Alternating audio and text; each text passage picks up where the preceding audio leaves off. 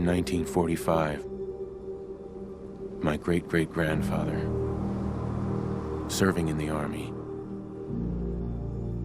wondered when he'd get to go home to his wife and the son he'd never seen. He got his wish when the U.S. ended World War II by dropping atomic bombs on Hiroshima and Nagasaki. The world awaited Armageddon. Instead, something miraculous happened. We began to use atomic energy not as a weapon, but as a nearly limitless source of power. People enjoyed luxuries once thought the realm of science fiction. Domestic robots, fusion-powered cars, portable computers. But then, in the 21st century, people awoke from the American dream. Years of consumption led to shortages of every major resource. The entire world unraveled. Peace became a distant memory. It is now the year 2077. We stand on the brink of total war. And I am afraid. For myself, for my wife, for my infant son. Because if my time in the army taught me one thing,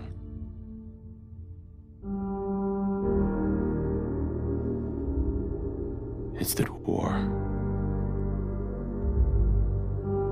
never changes.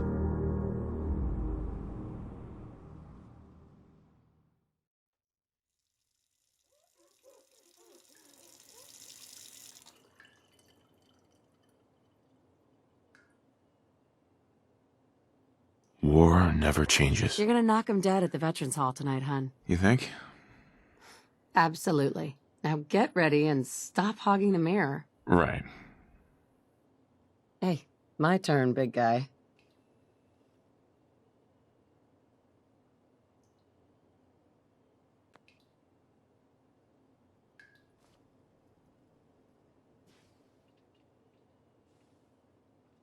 Hun? Why don't you see if breakfast is ready? Ah, good morning, Mum. Your coffee. 173.5 degrees Fahrenheit. Brewed to perfection. And today's newspaper just delivered. Grognak the Barbarian and the Jungle of the Bat Babies. Hey, Codsworth. Enjoy your coffee, Mum. Oh, sounds like someone made a stinky. I shall attend to young Sean. I know we were nervous at first, but I'm glad we got Codsworth. Hun? Can you get the door? Whenever I answer, he just asks for you over and over. He's persistent, I'll give him that. Good morning! Vault-Tec calling. Vault-Tec? Remind me again. Why, we're about you, ma'am, and helping secure your future. You see, Vault-Tec is the foremost builder of state-of-the-art underground fallout shelters. Vaults, if you will. Luxury accommodations where you can wait out the horrors of nuclear devastation. You can't begin to know how happy I am to finally speak with you. I've been trying for days. It's a matter of utmost urgency, I assure you. What's so important? Why, nothing less than your entire future. If you haven't noticed, ma'am, this country has gone to heck in a handbasket. If you'll excuse my language, the big kaboom is... It's inevitable, I'm afraid, and coming sooner than you may think, if you catch my meaning. Now, I know you're a busy woman, so I won't take up much of your time. Time being, a precious commodity. I'm here today to tell you that because of your family's service to our country, you have been pre-selected for entrance into the local vault. Vault 111.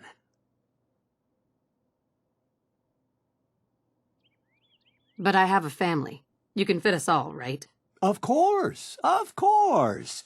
Minus your robot, naturally. In fact, you're already cleared for entrance. It's just a matter of verifying some information. Don't want there to be any holdups in the unforeseen event of total atomic annihilation. Won't take but a moment. The apocalypse? Well, hell, sign me up. That's the spirit. Now, let's see. Wonderful. That's everything. Just gonna walk this over to the vault. Congratulations on being prepared for the future. Thanks again. Hey, it's peace of mind. That's worth a little paperwork, right? For you and Sean, no price is too high. Good answer. I have my moments.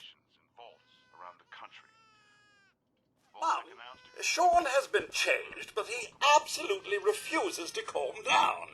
I think he needs some of that maternal affection you seem to be so good at. Go ahead, honey. I'll be there in a second to help, okay?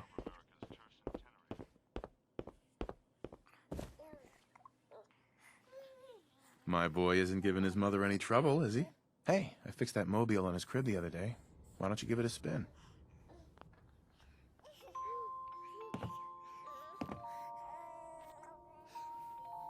That's my boy, on his best behavior, just like his dad. Well, most of the time, anyway. Listen, after breakfast, I was thinking we could head to the park for a bit. Weather should hold up. Oh, right. The park. With you. Because I want to get pregnant again. Sir, Mom, you should come and see this. Codsworth? What's wrong?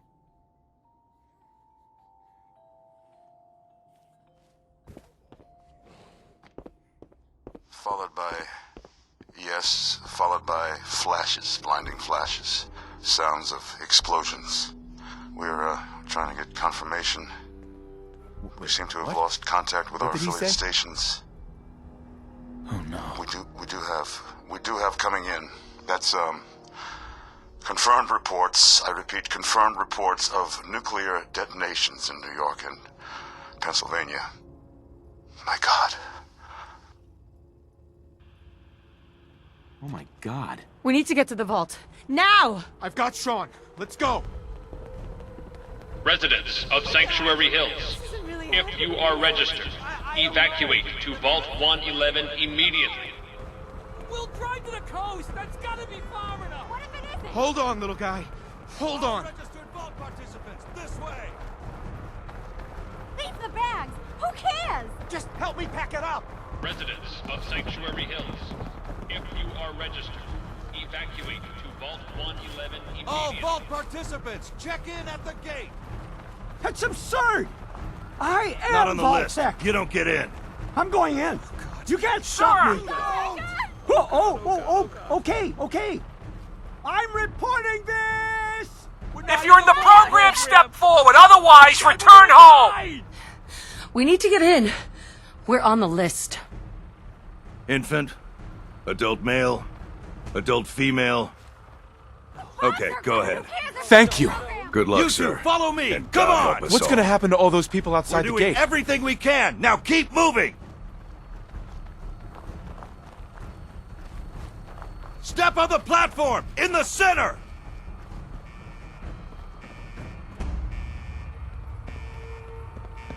All right, that's it. Send it down. Almost there. Is Sean okay? He's fine. We're gonna be okay. I love you. Oh my God! Now! Send it down now! Hold on! Can't this thing move faster? Oh God. Oh God. Oh God. Oh God.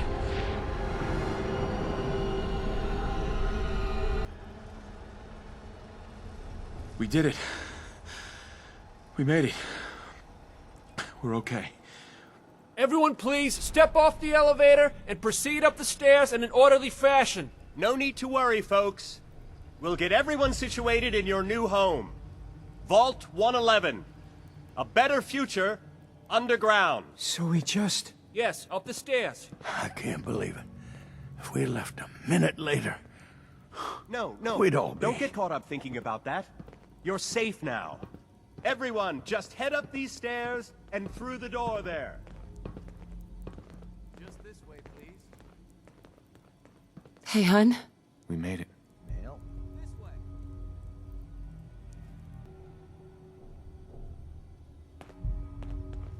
Each of you take one of these. Your brand new vault Looks suits. fine. It's down the Thanks. hallway right there. What now? Just follow the doctor here. He'll show you where to go. All right, you three. Follow me. See? This is our new home. Oh, you're gonna love it here. This is one of our most advanced facilities. Not that the others aren't great, mind you. It's gone. Our home. Everything we had. Ma'am? My mother and father down in D.C. How long do you think we'll be down here? Oh, we'll be going over all that in orientation. Just a few medical items we have to get through first. Every step of the way. It's a good fit, don't you think? Just checking everyone off the list as they come in. As well as comfortable. Prepared for the future, right? Such a lovely family you have. I hope you'll see this as your new home. Just Hey! step into the chamber whenever you're ready. It'll be okay. Mommy's right here. See? Honey? Could you help me? Can you come here?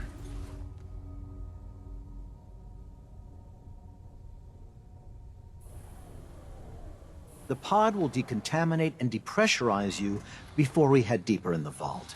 Just relax. Time for a whole new life. Resident secure.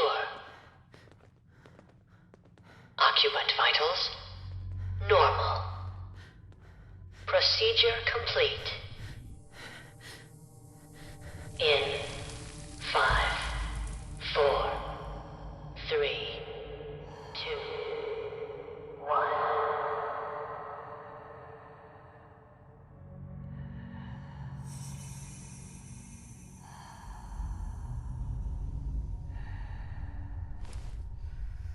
Manual override initiated.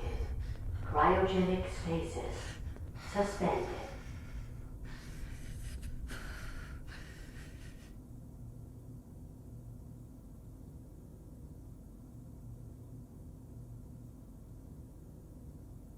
This is the one. Here. Open it.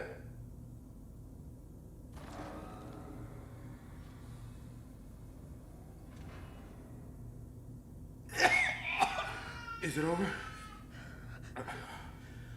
Are we okay? Almost. Everything's going to be fine. Come here. No. Come here, baby. No. I got it. Let the boy go. I'm only going to tell you once. I'm not giving you Sean! God damn it. Get the kid out of here and let's go. At least we still have the backup. Cryogenic sequence reinitialized.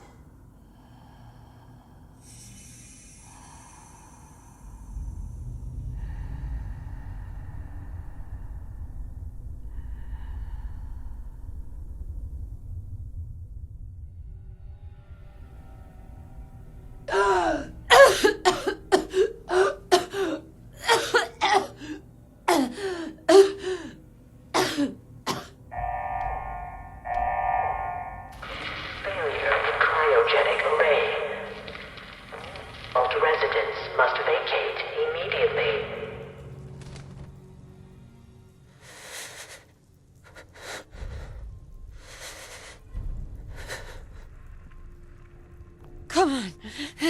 There has to be a release.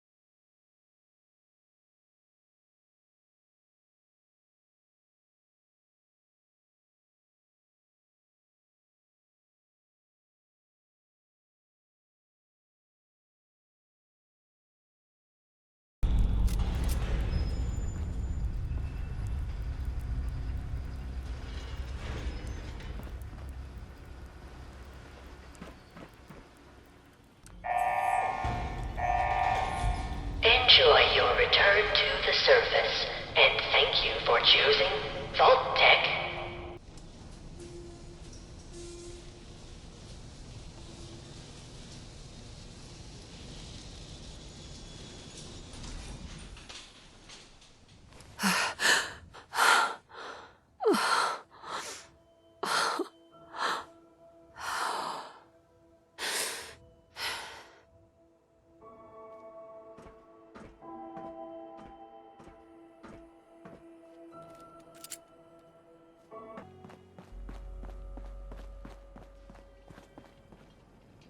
As I live and breathe. Oh, it's really you.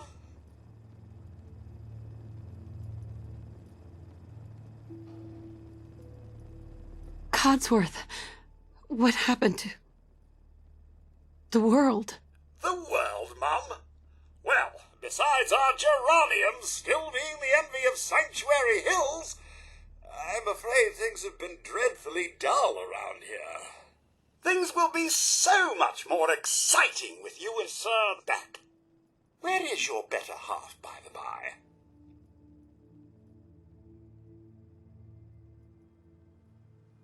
They came into the vault. Maybe you saw them. They had guns and strange outfits. Only Miss Rosa's boy, running around in his Halloween costume more than a week early. I swear, the nerve of that woman leaving her brat unsupervised. Not like you, Mum. You're the perfect mother. And Sir is, where is Sir, by the by?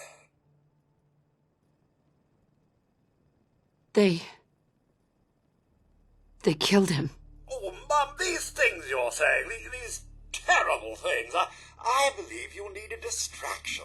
Yes, a distraction to calm this dire mood. It's been ages since we've had a proper family activity. Checkers, or perhaps charades. Oh, Sean does so love that game. Is the lad with you? He's gone. God damn it. Someone took him.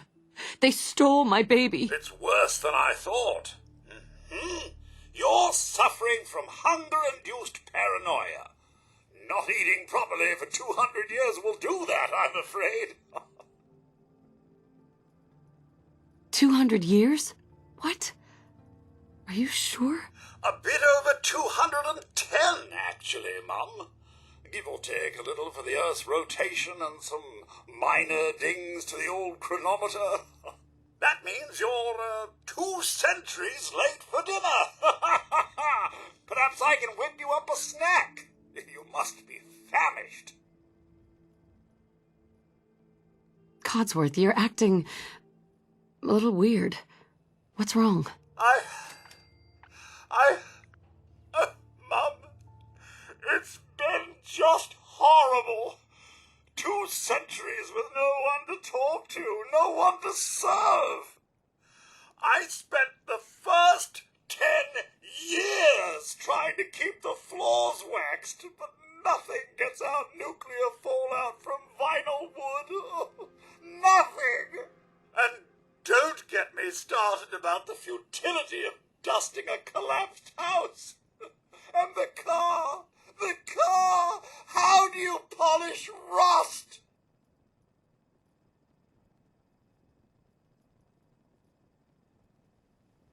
Whoa. Focus, Codsworth. I'm afraid I don't know anything, Mum. The bombs came and all of you left in such a hurry. I thought for certain you and your family were dead. I did find this holotape. I believe Sir was going to present it to you as a surprise. But then, well, everything happened.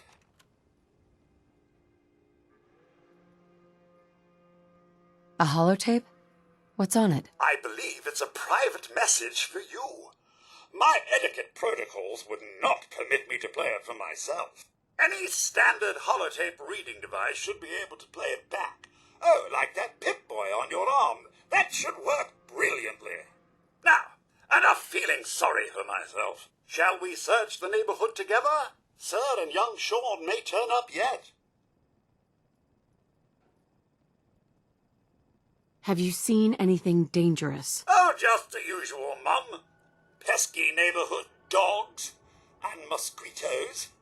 Shall I investigate? There's nothing left here. It's all gone. Well, if you wish to venture to parts unknown, I won't stop you. I shall guard the neighborhood in your absence.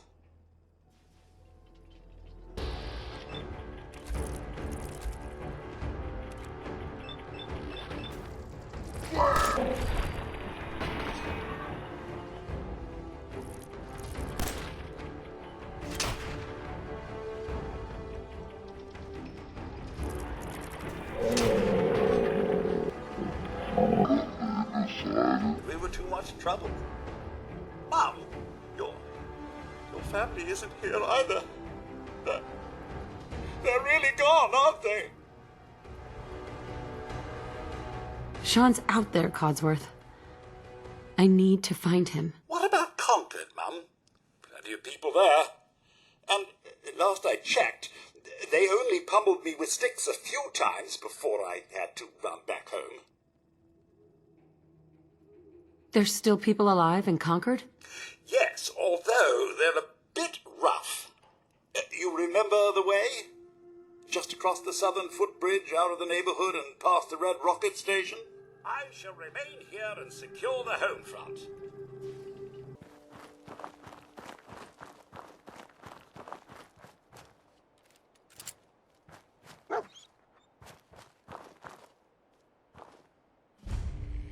Hey, boy. What are you doing out here all by yourself? You seem like an okay guy. Okay, then. Let's stick together.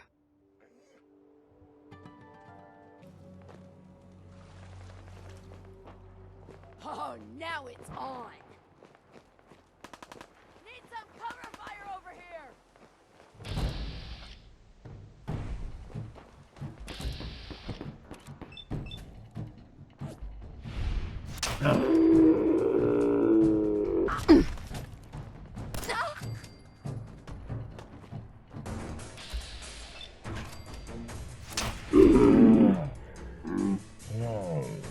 On the balcony! I've got a group of settlers inside. The raiders are almost through the door. Grab that laser musket and help us, please!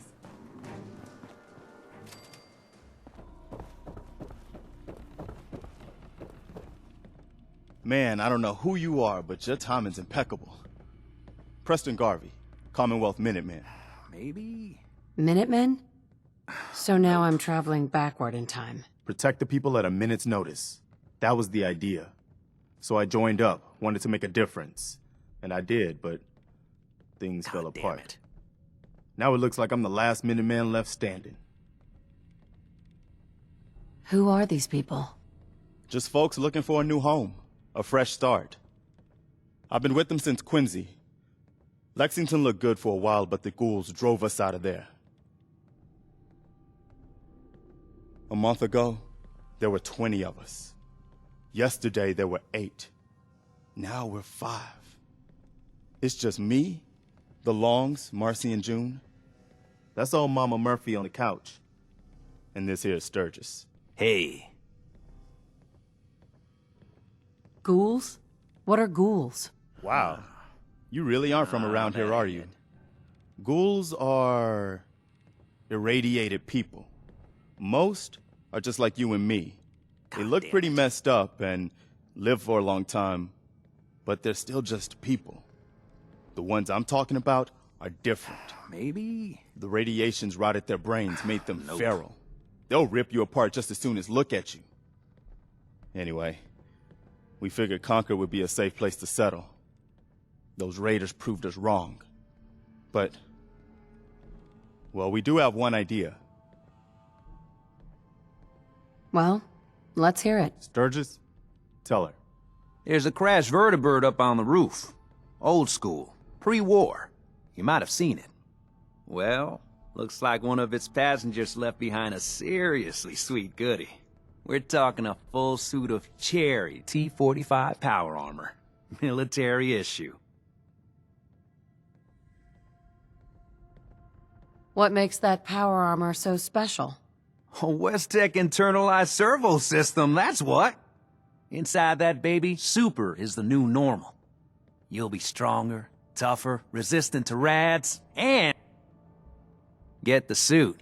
You can rip the minigun right off the vertibird. Do that, and those raiders get an express ticket to hell. You dig? And I can use the minigun like a rifle. Don't see why not. It'll have a manual trigger. Just aim it at the bad guys and do the old spray and pray. Now, as for the armor, it's out of juice. Probably has been for 100 years. It can be powered up again. But we're a bit stuck. So what's the solution? What you'll need is an old pre-war FC. A standardized fusion core. Your high-grade, long-term nuclear battery used by the military and some companies way back when. And we know right where to find one. But we can't get to the damn thing. It's down in the basement. Locked behind a security gate. Look, I fix stuff. I tinker. Bypassing security ain't exactly my forte. You could give it a shot. Actually, I already grabbed the fusion core. We're set. Well, all right. Maybe our luck's finally turning around. Once you jack the core into the power armor and grab that minigun, those raiders will know they picked the wrong fight. Good luck.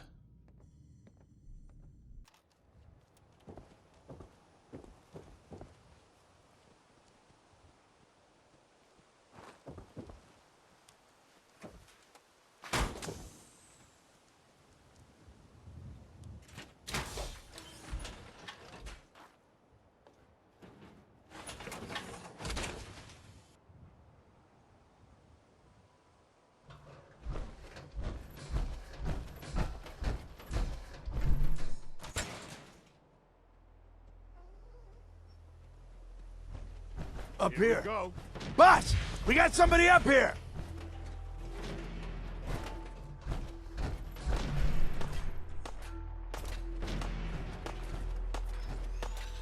Why don't you get down here? Show me that fancy gun up close. Not a lot of people can get past my boys. I'll give you that. Come on, I've got places to be.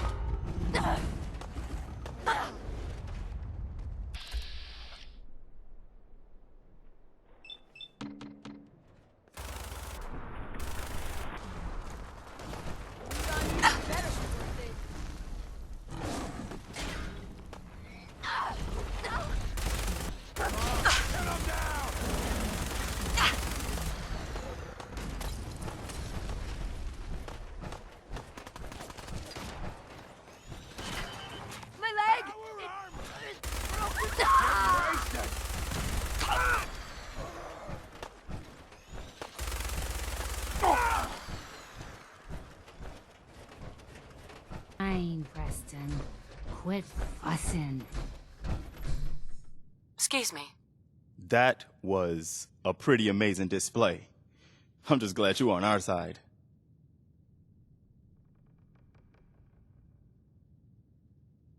You guys gonna be okay now? Yeah, for a while anyway. We can at least move someplace safer. Listen, when we first met, you asked about the Minutemen. One thing you should know about us, we help out our friends. So here, for everything you've done, thank you. What happens now? For the longest time, Mama Murphy's had a vision of a place called Sanctuary. Some old neighborhood, but one we can make new again. Why don't you come with us? I could really use your help. What would I need to do? You'd need to stay strong like you've been. 'Cause There's more to your destiny. I've seen it, and I know your pain. Okay, I'm listening. You're a woman out of time, out of hope. But all is not lost. I can feel your son's energy. He's alive. Where is my son? Where is Sean? Oh, I wish I knew, kid. I really do. But it's not like I can see your son. I can just feel his life force, his energy. He's out there. And even I don't need the sight to tell you where you should start looking. The great green jewel of the Commonwealth. Diamond City. The biggest settlement around. What's in Diamond City? Is Sean there? Look, kid, I'm tired now. Maybe you'll bring me some chems later. The sight will paint a clearer picture. No. Mama Murphy, we talked about this. That junk. It's gonna kill you. Oh, shush, Preston. We're all gonna die eventually. We're gonna need the sight. And our new friend here, well, she's gonna need it too. Now let's get going. Sanctuary awaits. All right, folks. Thanks to our friend here, it's safe to move out. We're heading for that place Mama Murphy knows about. Sanctuary. It's not far. She knows about it? You mean she had one of her visions while she was stoned out of her gourd? And now you want us to just head out on another wild goose chase based on no better plan than Mama Murphy saw it? It can hardly hold turn on, out hold any on. worse than... Everybody just take it easy. We're all in this together, right?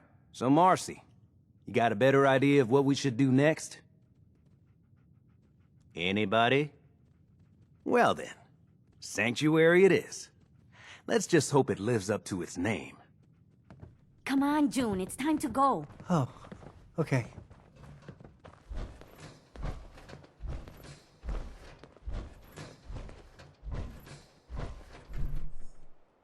Hi. Hey, good to see you again. I was hoping you'd show up. I should have listened to Mama Murphy all along. Pretty nice place she's found for us. I think we could settle down here. Make it a place to call home. What do you think? Yeah. I used to like living here. Before the war. What do you mean? Before what war? Are you saying... I lived here. Over 200 years ago. I was frozen or something for most of it. I just woke up a little while ago. Damn. Like one of those old pre-war ghouls. You say you were frozen. Anybody else make it out with you? Maybe. I woke up at one point. Some people killed my husband and kidnapped my son. I'm trying to find him. Damn. I'm sorry. I hope you find him. Let me know if there's any way I can help. Anyway, I am glad you're here. And I hope you don't mind, but I've got another favor to ask. I've had word from a settlement asking for help. There's still hope in there are Minutemen out there somewhere. The only chance to start rebuilding the Minutemen is to show people that they can count on us when they need us. Trouble is, I've got my hands full here. Do you think you could go help out the settlement? Oh, good. I was hoping for a chance to rescue some more helpless villagers. It's not that people are helpless. They just need someone to give them a helping hand sometimes. That's what the Minutemen are supposed to be all about. By the way, if you want to help out around here at all, talk to Sturgis. I'm sure he'd be glad for all the help he can get.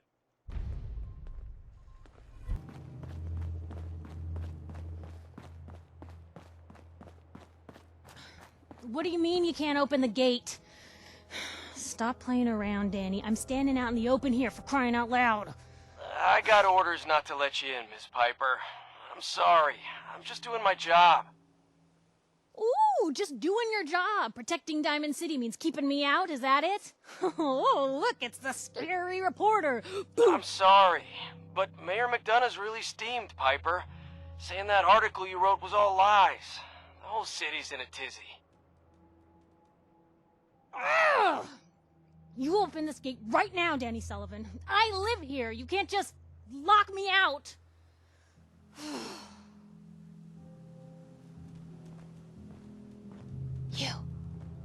You want into Diamond City, right? What? Who are you? Shh. Play along. What's that? You said you're a trader up from Quincy? You have enough supplies to keep the general store stocked for a whole month? You hear that, Danny? You gonna open the gate and let us in, or are you gonna be the one talking to crazy Myrna about losing out on all the supply? Jeez, alright. No need to make it personal, Piper. Give me a minute. Better head inside quick before old Danny catches on to the bluff.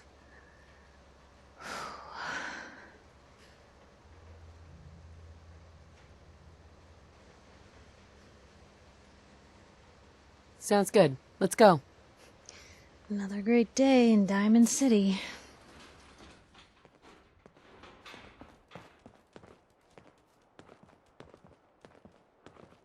Piper, who let you back inside? I told Sullivan to keep that gate shut. You devious, rabble-rousing slanderer. The level of dishonesty in that paper of yours. I'll have that printer Is that a scrapped for statement, Mr. parts. McDonough? Tyrant mayor shuts down the press. Why don't we ask the newcomer? You support the news? Because the mayor's threatened to throw free speech in the dumpster.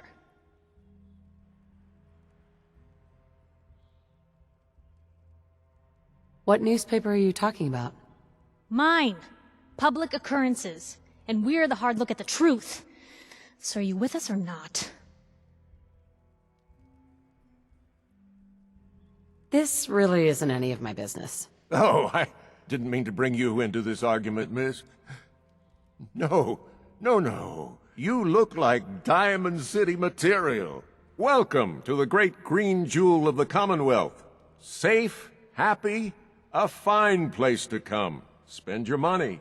Settle down. Don't let this muckraker here tell you otherwise, all right? What are you two arguing about anyway? What do you think? Print lies and everybody's happy, but if you print the truth... Now, was there anything particular you came to our city for? I'm trying to find someone. Trying to find someone? Who? Who would I talk to about finding a missing person? Well, whatever you do, don't bother going to Diamond City Security for help. Don't listen to her. Well, I'm afraid that our security team can't follow every case that comes through. I'm confident that you can find help here. Diamond City has every conceivable service known to man. One of our great citizens can surely find the time to help you. A mayor of a great city must know everyone. Who can help me? Well, there is one private citizen, Nick Valentine, a detective of sorts who specializes in tracking people down, usually for debts or whatnot. Now, I have to get going.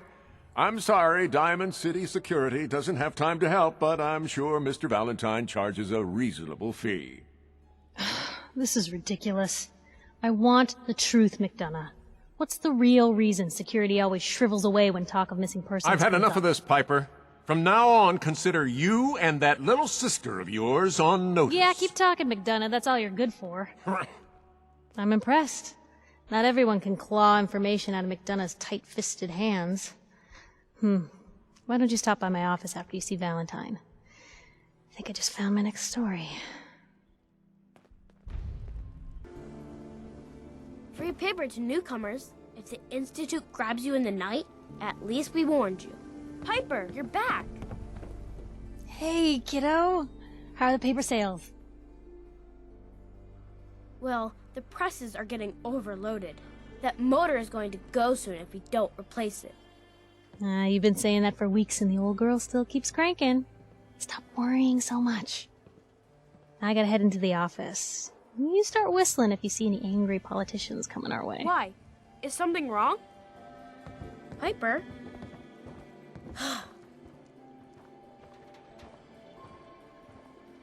Glad you dropped by. You holding up, Blue? Why are you calling me that? 'Cause you're a vault dweller? I know you're not wearing the blue jumpsuit right now, but the Pip-Boy and the fish out of water look... dead giveaways. So here's the deal. I want an interview. Your life story in print. I think it's time Diamond City had a little outside perspective on the Commonwealth. You do that, and I'll tell you what. I'll come with you. Watch your back while you get used to the world above ground.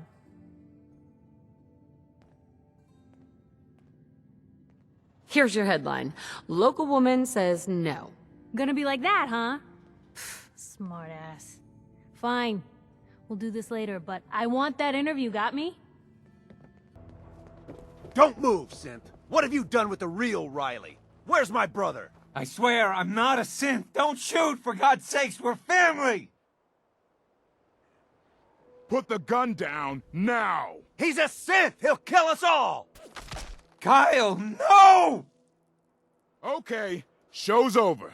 There are no synths in Diamond City, hear me? Just you folks and your damn paranoia. Officer? I need you to step away, Scaver. I understand, officer. I just want to know what happened. What, you didn't hear the shouting? Guy pulls a gun on his own brother, thinking he's a synth. It's that newspaper's fault.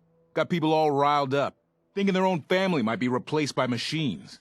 Look, I'm sorry you got caught up in all this, but it's over, okay? Just go about your business like nothing happened. Better that way. Piper. You ready for that interview now, Blue? What kind of interview is this gonna be? I ask you who you are, get your opinion on life out there, and maybe load up a few tough questions and keep it interesting. What do you say? All right, Piper. I'm in. Good. Let's get down to business. So, I know you're from a vault. How would you describe your time on the inside?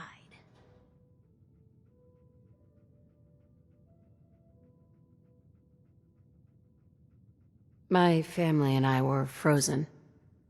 I didn't spend much time in the vault. Wait, they boxed you up in a fridge? The whole time? Are you saying you were alive before the war?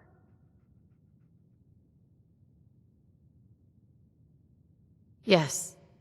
I'm over 200 years old. Oh my god.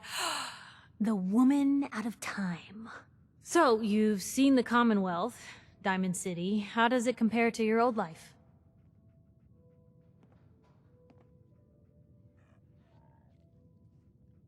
Honestly, seeing everyone surviving out here, rebuilding the world, it gives me hope. That's surprisingly inspired, Blue. We're definitely quoting that. Now, the big question. You came all this way looking for someone. Who is it? I lost family, okay? I'm trying to get one of them back. What's their name, Blue? Who are they? Why do you care? This is news. No one else in Diamond City may care about the missing, but my paper does. My baby, Sean, was kidnapped. He's not even a year old. The parent after the missing child. As heartbreaking today as it ever was. Tell me, do you suspect the Institute's involved? The Institute? Who are they? That, Blue, is the biggest mystery in the Commonwealth. No one really knows who or where they are, but their handiwork is all over. Synths. Synthetic people. Sent from their hidden labs to do the Institute's dirty work. Sometimes they even replace a person with a synth double. A little covert agent no one would ever suspect. Now, not everything that goes wrong has the Institute behind it, but there's always a chance. That's why I'm asking. They make synthetic people? That's right. There are two major kinds you have to watch out for. The first is an obvious fake. Skin looks like plastic, skeleton might even be showing. You see groups of them scouring the Commonwealth. killing people and scavenging what's left. I reported on University Point a while back. Whole town got cleaned out. The second type of synth is the real deal.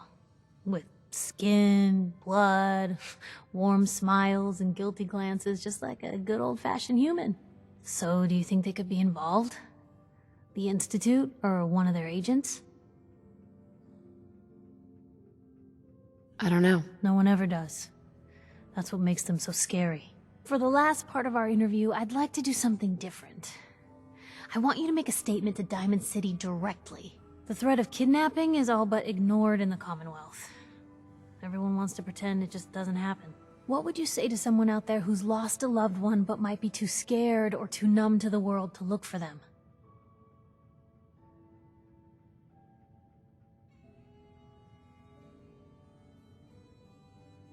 Find who's responsible and make them pay. Simple as that. I'll take anger over apathy any day. Good quote. Thanks, Blue. That's everything. It's gonna take some time to put this all together, but I think your story is gonna give Diamond City plenty to talk about. Anyway, I agreed to come with you, right? Watch your back. Just say the word when you're ready. I can't wait to see where the story goes next. Luck wouldn't last forever. His ties. Something wrong? Another stray coming in from the rain. Afraid you're too late. Office is closed. I know you must be busy, but I won't take much of your time, miss. It's important. You're right. I'm sorry. I didn't mean to be rude, but it's just... the detective... he's gone missing. Do you have any idea how I could find him? He disappeared working a case. Skinny Malone's gang had kidnapped a young woman, and he tracked them down to their hideout in Park Street Station. There's an old vault down there they use as a base. I told Nick he was walking into a trap, but he just smiled and walked out the door like he always does. Who's this Skinny Malone character? I don't know much about him, but he's from Good Neighbor, and that means he's in the well-pressed suits and machine gun school of thuggery. You said Malone's from Good Neighbor? Yeah, it's a tough neighborhood. Northeast a ways. People with power there care about two things: style and body count. Hey, I'd love to help, but there's the small matter of expenses. Don't play games with me.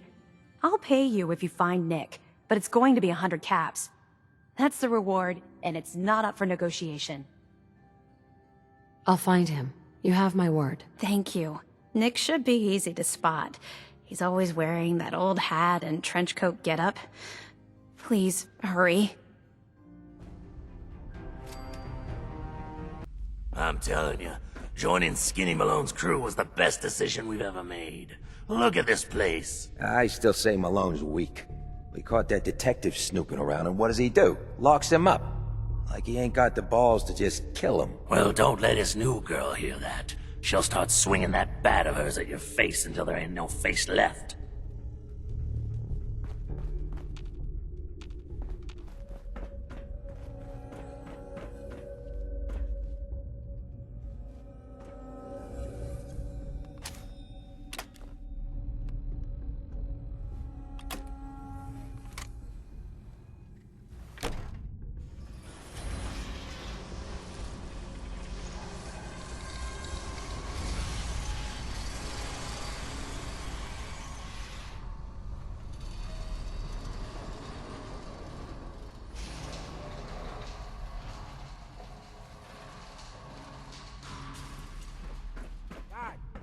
Damn it, I hate it when they open the door. Why's that thing so loud? Hello? Rat-a-tat-tat!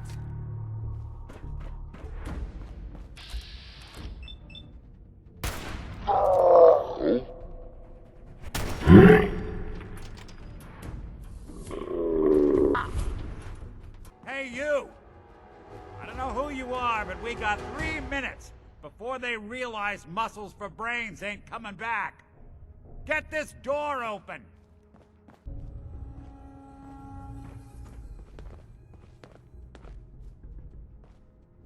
Gotta love the irony of the reverse damsel in distress scenario. Question is, why did our heroine risk life and limb for an old private eye? What are you? Told you, I'm a detective. Look, I know the skin and the metal parts ain't comforting, but it's not important right now. The only thing that matters is why you went to all this trouble to cut me loose. I'm tracking a murderer. The bastard who shot my husband. Took my baby. I don't even have a clue who he is, or where he's gone. So, you need a little angel of vengeance, huh? Well, I don't usually go after blood money, but I guess I can make an exception. I've been cooped up in here for weeks. Turns out the runaway daughter I came here to find wasn't kidnapped. She's Skinny Malone's new flame. And she's got a mean streak. Anyway, you got troubles, and I'm glad to help. But now ain't the time. Let's blow this joint. Then we'll talk. Nicky, what are you doing? You come into my house, shoot up my guys? You have any idea how much this is gonna set me back? I wouldn't be here if it weren't for your two-timing dame, Skinny. You ought to tell her to write home more often. Oh, poor little Valentine. Ashamed you got beat up by a girl? I'll just run back home to Daddy, shall I? Should've left it alone, Nicky. This ain't the old neighborhood. In this vault, I'm king of the castle, you hear me? And I ain't letting some private dick shut us down now that I finally got a good thing going. I told you we should have just killed him! But then you had to get all sentimental. All that stupid crap about the old times. Darla, I'm handling this. Skinny Malone's always got things under control. Oh yeah? Then what's this lady doing here, huh? Valentine must have brought her here to rub us all out.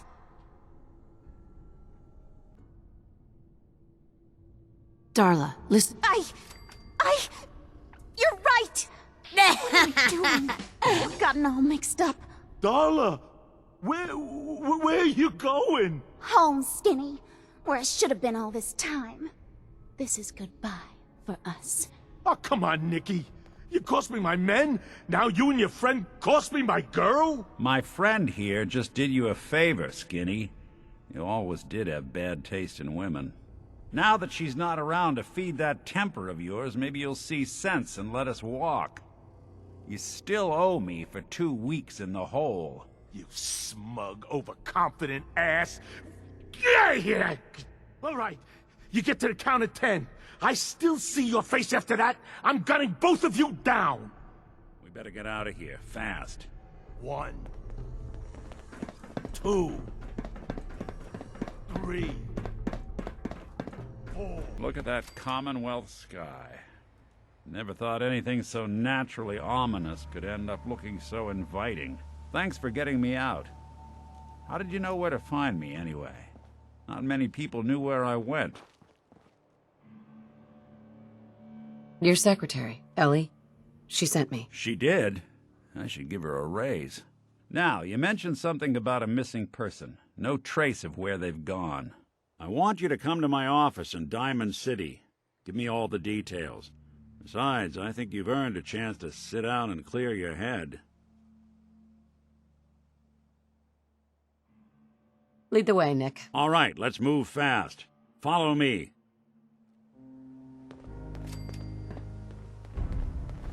Lee? Are you here? Nick? Oh God, it's really you. Well, it's hard to mistake this mug for anyone else. You keep laughing at death. Someday, death's gonna laugh back. Not as long as I got a few friends to back me up. You saved Nick, this agency, and my job. Thank you. Can we get started on my case? Oh, of course. There's just a small clerical thing we need to clear up. Here. Every cap we agreed to for finding him. Plus a little something extra. You know, if you're looking for work and don't mind putting on the detective hat, Nick sure could use a new partner. Whoa. One case at a time, Ellie. Our new friend needs our help first. All right, let's get down to business. Take a seat. Make yourself comfortable.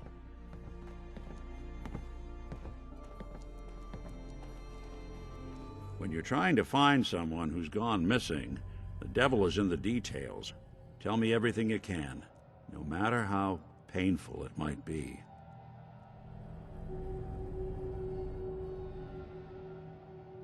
We were in a vault when it happened. Vault 111. It was some kind of cryo facility. You were on ice, huh? More importantly, you were underground, sealed up. It's a lot of obstacles to get through just to take one person. What else can you tell me? My husband was murdered. He was just trying to keep them from taking Sean, and they just... It's okay. You don't need to say anything more. So, we're talking about a group of cold-hearted killers, but they waited until something went wrong to resort to violence. Anything else you remember? There was a man and a woman. They didn't say much, but I remember they called me the backup. So we're talking a small team. Professionals. The kind that know to keep their lips tight when they're on the job. Not sure what the backup means, though. Anything else you remember? We're looking for my baby, Sean. He's less than a year old. Why would anyone take him? Good question. Why your family in particular, and why an infant? Someone would be taking on all of his care, and a baby needs a lot of it. Well, that confirms it. This isn't a random kidnapping. Whoever took your kid had an agenda. There's a lot of groups in the Commonwealth that take people. Raiders, super mutants, the Gunners, and of course there's the Institute. So, you think this Institute is responsible? Well, they're the boogeymen of the Commonwealth. Something goes wrong, everyone blames them. Easy to see why. Those early model synths of theirs strip whole towns for parts, killing everything in their way. Then you got the newer models, good as human, that infiltrate cities and pull strings from the shadows. Worst of all, no one knows why they do it, what their plan is, or where they are. Not even me. And I'm a synth myself. A discarded prototype, anyway.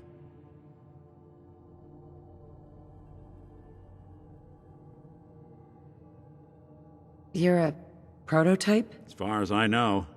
Never seen any other synth like myself. There's the older ones that are dumb as rocks and all metal, and there's the newer ones that are almost human. I'm somewhere in between.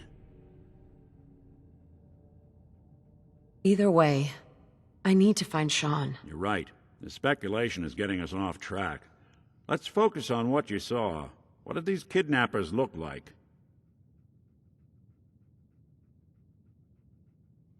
One of them came right up to me. Bald head, scar across his left eye. Wait. It couldn't be. You didn't hear the name Kellogg at all, did you? No. They never said their names. It's way too big of a coincidence. Ellie, what notes do we have about the Kellogg case? The description matches. Bald head, scar, reputation for dangerous mercenary work, but no one knows who his employer is. And he bought a house here in town, right? And he had a kid with him, didn't he? Yeah, that's right. The house in the abandoned West Stands. The boy with him was around 10 years old.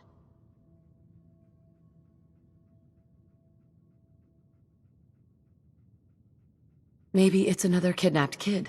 Yeah, either that or he's got a son of his own. Not a comforting thought in any case. Both of them vanished a while ago. Haven't been heard or seen since. Let's you and I take a walk over to Kellogg's last known address. See if we can snoop out where he went. Security doesn't really go to that part of town, but you two should still be careful. I always am.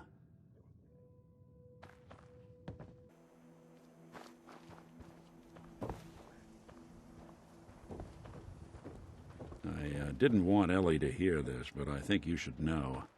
Everything I dug up about Kellogg before his disappearance is bad news. He's more than just a mercenary. He's a professional. Quick, clean, thorough. Has no enemies, because they're all dead. Except you. But 9 to 1 odds says he's our man. It's more than just you identifying his distinguishing features. The MO is all him as well. Leading a small team to kidnap a baby and leaving one of the parents alive for later? Not many mercs in the Commonwealth can pull that off.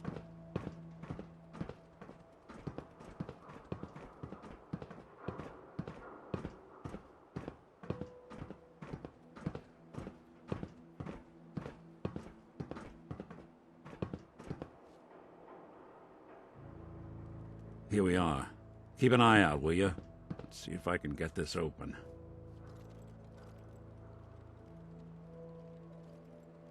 That's one heck of a lock. Got something to hide, Kellogg? Why don't you give it a try? Won't be able to pick this.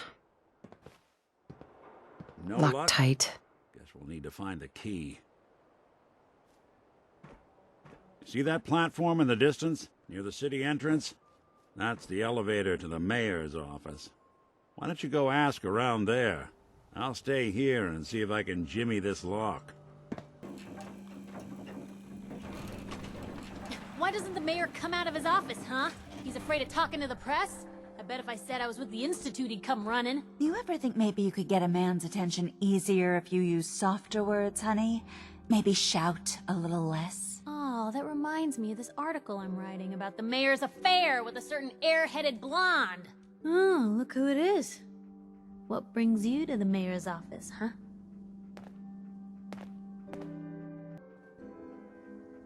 What are you doing here, Piper? Trying to find out why the mayor happens to be meeting with the same suspicious-looking courier every other week. Not from any settlement I've ever heard of. And not from a caravan. Always in and out before anyone has a chance to talk to him. An errand boy from the Institute, maybe.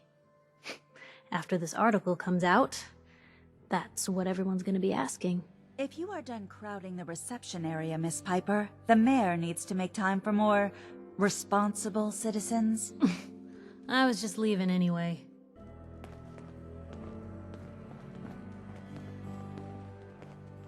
Never thought The mayor's receiving visitors as long as they aren't members of the press. Did you need help?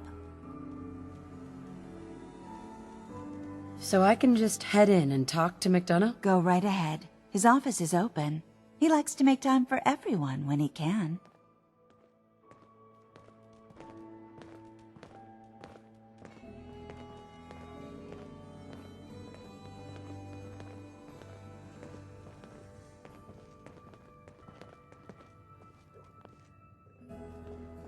Ah, yes. I remember you. Our new arrival. I wish I was in your shoes, getting to see our glorious city for the first time. How can I help you? I'm looking for a key to a house in the city. I assume the mayor's office has a copy. Well, we don't have every key in the city. Where would we put them all? Besides, every citizen in my city has a right to their privacy. Now, if we did have a key, only the owner can ask for it. That's my final word. Please, Mayor McDonough. This man, Kellogg, kidnapped my baby. I need to find him. Oh, of course. I will do everything in my power to help you overcome this horrible personal tragedy. I remember Mr. Kellogg. Didn't like him myself. Paranoid. Never talked to anyone. I doubt you'll find him. But I insist you take the key to his old house. It's been abandoned, though. I'm afraid this whole thing might be fruitless. Mayor McDonough. I'm happy to help. But I must remind you not to get your hopes up. Mr. Kellogg is long gone and not the type of man who leaves a trail.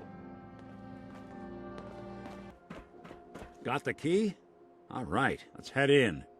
You do the honors. Let's take a look around. Kellogg must have left something behind.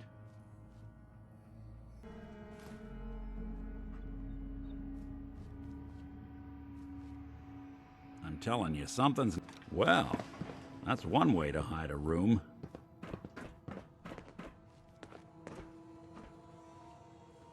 Well, look at this.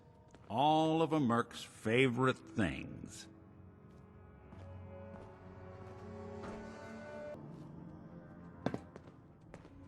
Gwyneth stout beer, 44 caliber bullets, cigars, San Francisco sunlights. Interesting brand.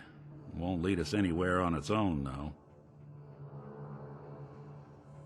Any suggestions, Nick? What about dog meat? Commonwealth mutt like him can track a man's scent for miles. Well, dog meat seems eager for the job. Why don't you let him have a whiff? See if he picks up on the trail. Before you head out, I know this is personal business. If you have to face Kellogg on your own, just say so. Any words of wisdom? If Kellogg really is the one who kidnapped your son, then he's dangerous. But so are you. You don't need to be afraid of him, or anything else the Commonwealth throws at you. Goodbye, Nick. Hopefully not forever. I want to see you and your kids safe and sound when you get back. Good luck. Anytime you need help, just come knocking. Dog meat. Get the scent, boy. Get Kellogg, boy.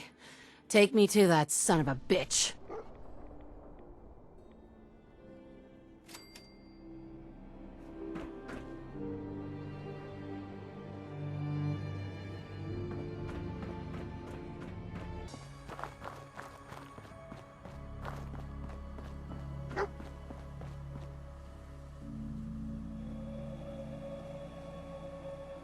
Is this the place, huh? Is he in here, boy?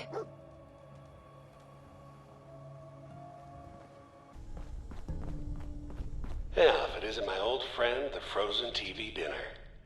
Last time we met, you were cozying up to the peas and apple cobbler.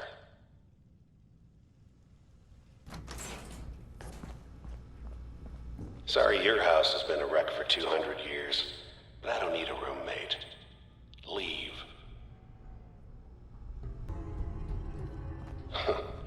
Never expected you to come knocking on my door. Gave you 50-50 odds of making it to Diamond City. After that, figured the Commonwealth would chew you up like jerky. Look, you're pissed off, I get it, I do. But whatever you hope to accomplish in here, it's not gonna go your way. You got guts and determination.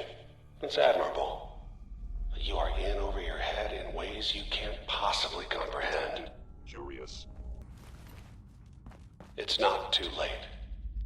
Stop. Turn around and leave. You have that option. Not a lot of people can say that. Okay, you made it. I'm just up ahead. My synths are standing down. Let's talk. And there she is. The most resilient woman in the Commonwealth. So, here we are. Funny, huh? End of the line, Kellogg. You die, and I get my son back. You can turn around right now. Go back the way you came. Sean. Well, besides being a bit older than you were expecting, I'm afraid he's not even here. So you see, it is the end of the line. But not the way you imagined. God damn it, you mercenary motherfucker! Where is my son? What's the cliche? So close, but yet so far away? That's Sean. But don't worry. You'll die knowing he's safe and happy. A bit older than you expected, but ah well. At least he's in a loving home. The Institute.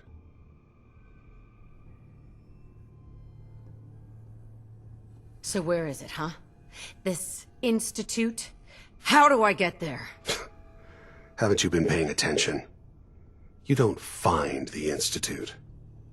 The Institute finds you. You open the closet, it's just a closet. You can never find the monster that hides inside. Not until it jumps out at you. But I think we've been talking long enough. We both know how this has to end. So, you ready? Oh, I'm ready. Question is, are you? Hello?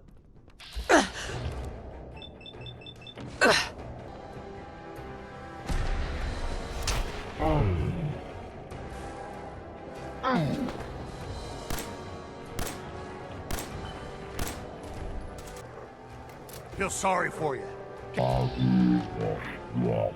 Nothing.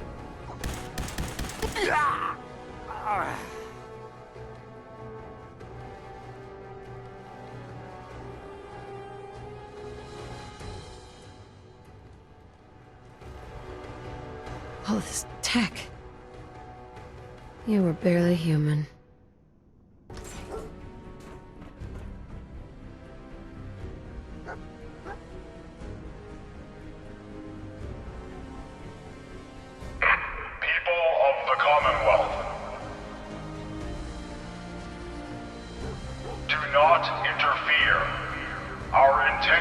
Are peaceful.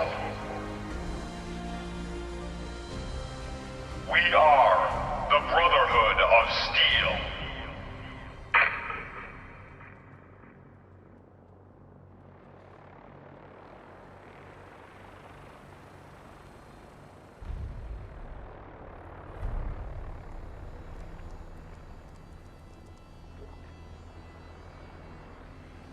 I'm just asking for your opinion. It'd be a great quote. She's my client, Piper. Why don't you learn not to snoop on a woman's private affairs? Well, well, speak of the devil. You're back. And not with your son. What happened?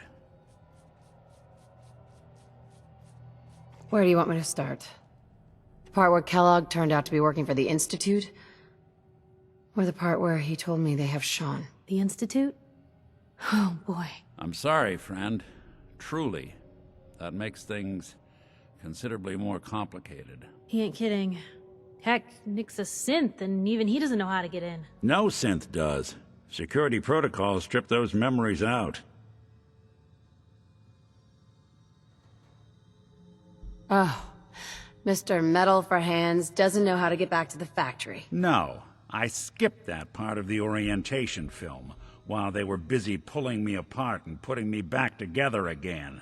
Look, the sad thing is, I have no idea. I've been investigating these creeps for over a year now. The Commonwealth's boogeyman. Feared and hated by everyone. True enough. Sometimes they snatch people in the middle of the night, and sometimes they leave old synths behind to remind us that they're out there, but to this day, there's one thing nobody really knows. Where the Institute actually is. Or how to get in. Exactly. But there's one person who has to know, right? The guy who just handed them Sean. Kellogg. Huh. Whatever you're thinking, it doesn't matter. He's dead. Yeah. Figures the Institute's only man on the outside wouldn't be the type to be taken alive. So, a murderer and a kidnapper gets his brains blown out by an avenging parent. Huh.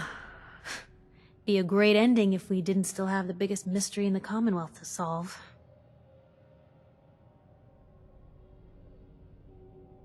He wasn't gonna talk. Even if I had a way of bringing him alive. Gets his brains blown out. Huh. His brains.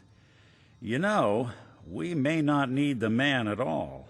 You're talking crazy here, Nick. Got a fault in the old subroutines? Look, there's a place in Good Neighbor called the Memory Den. Relive the past moments in your mind as clear as the day they happened.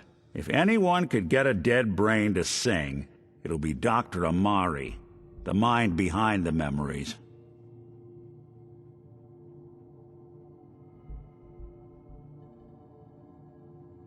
Who's this Dr. Amari? I'll let her give you her life story in person. Let's stay focused. I guess we're gonna need a piece of Kellogg's brain. Enough gray matter to bring to Amari and find out if this is going to work. Jesus, Nick. Gross. Seriously? I know it's grisly, but what choice do we have? We got no leads, nothing. That old merc's brain just might have all the secrets we need to know.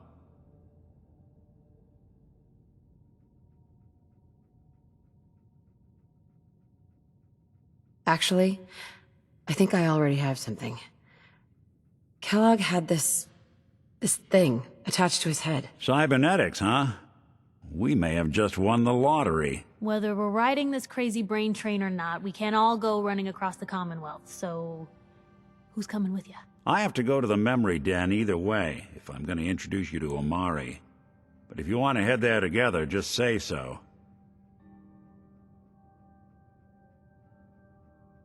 Anything else you can tell me about the memory den? It's in Good Neighbor, a little slice of trouble northeast a ways. The memory den ain't just a fancy name, it's literal. A lot of people give up all their caps just to relive the good parts of their lives. Over and over. But not us. We're gonna try to dive deep into someone else's mind. I can meet you there, or we can head out together.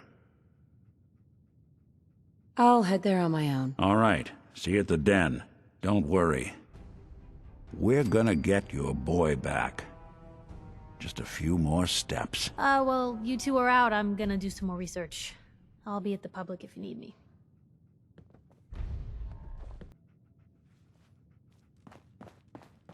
Well, well, Mr. Valentine. I thought you had forgotten about little old me. May have walked out of the den, Irma, but I'd never walk out on you. Amari's downstairs, you big flirt.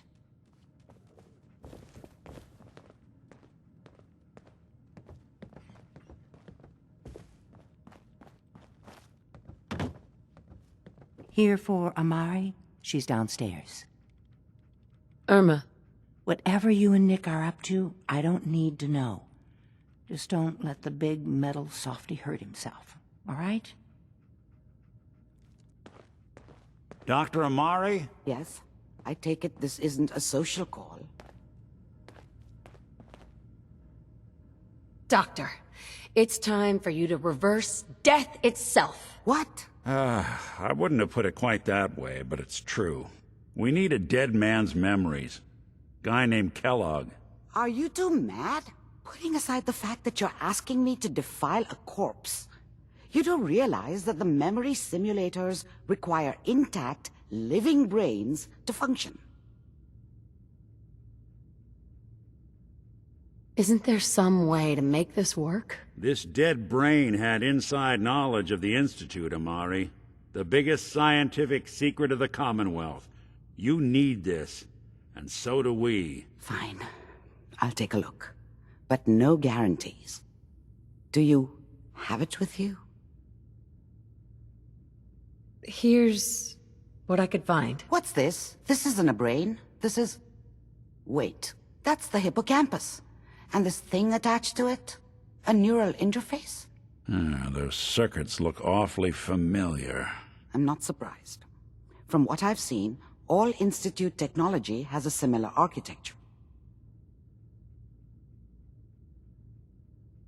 Go on, Doctor. Mr. Valentine is an older generation synth. But Institute technology being what it is, the brain implant could fit him. But that's an incredible risk to take. We're talking about wiring something to his brain. Don't worry about me, Amari. I'm well past the warranty date anyway. We should try plugging you into a toaster next. Fresh toast. It's nice to know that even when I'm about to have a foreign object shoved into my noggin, you find new horrible ways to laugh at my expense. Whenever you're ready, Mr. Valentine, just sit down. If I start cackling like an old grizzled mercenary, pull me out, okay? Let's see here. I need you to keep talking to me, Mr. Valentine. Any slight change in your cognitive functions could be dire. Are you feeling any different? There's a lot of flashes. Static. I can't make sense of any of it, Doc. That's what I was afraid of. The mnemonic impressions are encoded. It appears the Institute has one last failsafe. There's a lock on the memories in the implant.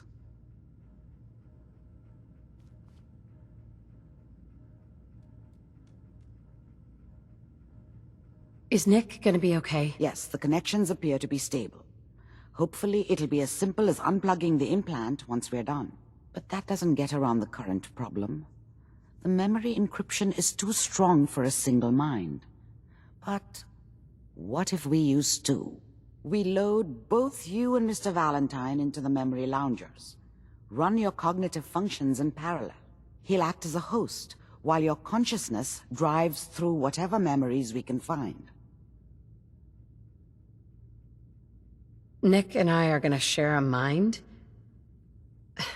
I'm not gonna see him in any compromising positions, am I? Yeah, if a smart mouth was all it took to solve problems, we would have found your son by now.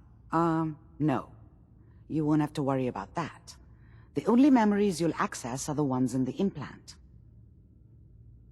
All right, let's get started. Just sit down over there, and keep your fingers crossed. See you on the other side.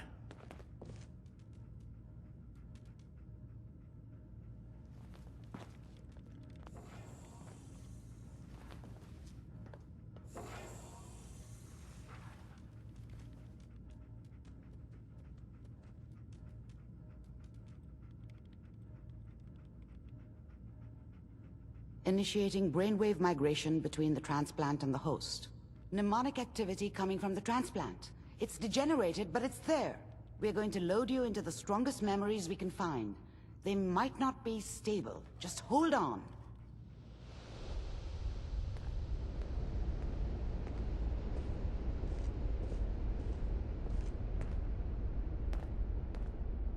Can you hear me? Ah, good. The simulation appears to be working, although the memories are quite fragmentary. I'll try to step you through the intact memories and hope we find one that gives us some clue to the Institute's location.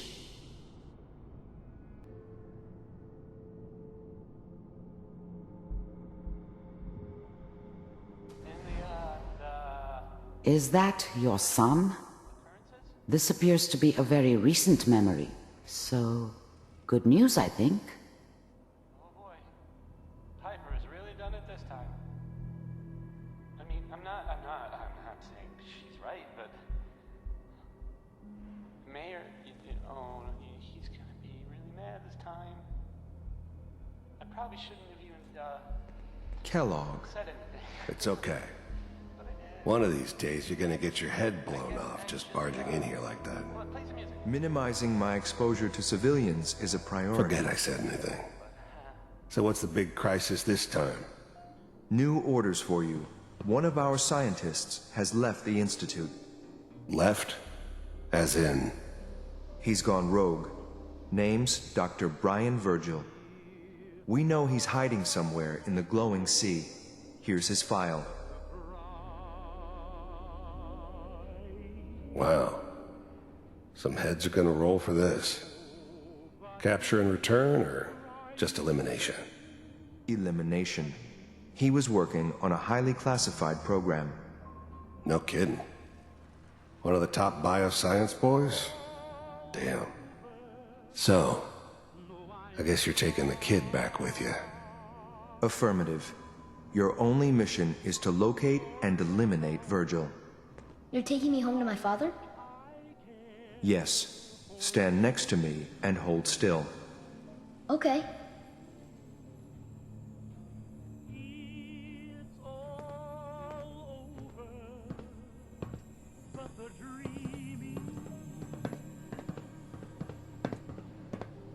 X688. Ready to relay with Sean. Bye, Mr. Kellogg. I hope I see you again soon. Bye. Teleportation. Now it all makes sense. Nobody's found the entrance to the Institute because there is no entrance. Let me pull you out of there as soon as you're ready.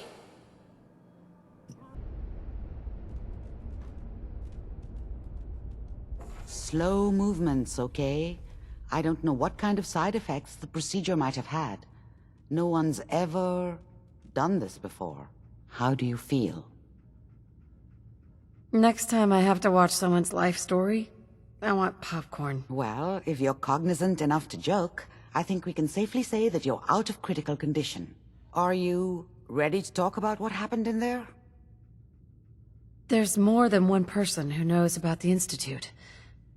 Virgil, that scientist who escaped. I didn't know Institute scientists could defect. This changes everything. He could answer all sorts of questions.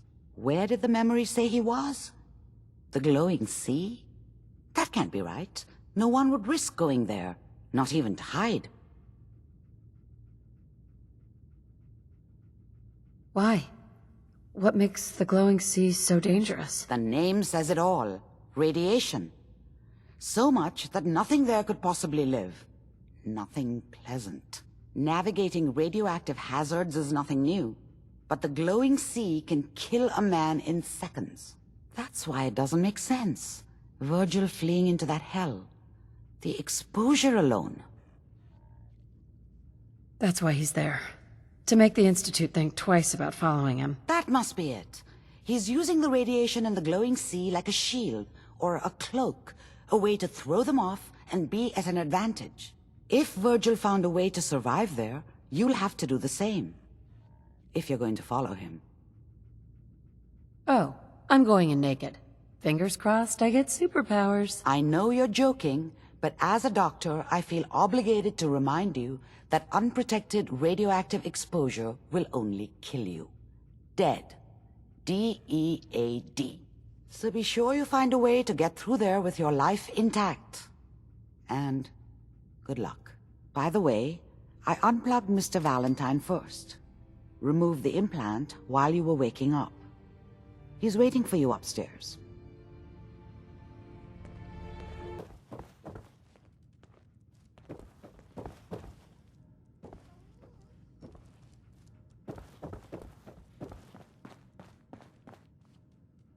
Nick. Hope you got what you were looking for inside my head.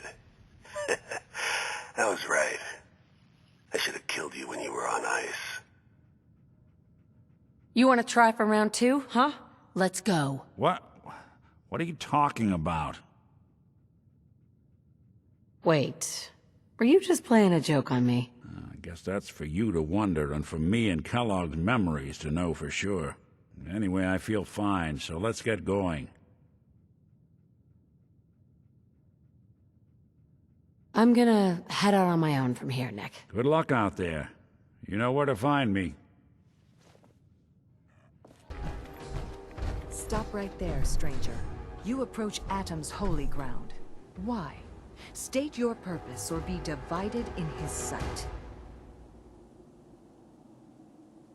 I'm here because I need your help. Do you seek division? Have you come to merge with Atom? To be split in his infinite glory? Or do you seek to tear down his followers? I'm looking for someone named Virgil. Virgil? Yes, we know this Virgil. What do you want with him? I just need some information from him. He has sought refuge with Atom. I would know more before I tell you where he is. What do you want with him? I need his help reaching the Institute. I have heard of this Institute. They hide themselves, trying to avoid the power of Atom. A futile effort. In truth, this Virgil has caused some concern. Some believe his presence is an affront to Atom. Though he came to trade with us on a few occasions, we have had little other contact with him. It was quite clear he wanted to be left alone. You can find him southwest of the crater, living in a cave. I would approach cautiously were I you. I feel he does not want visitors. Hold it. Take it nice and slow. No sudden moves. I know you're from the Institute. So where's Kellogg, huh?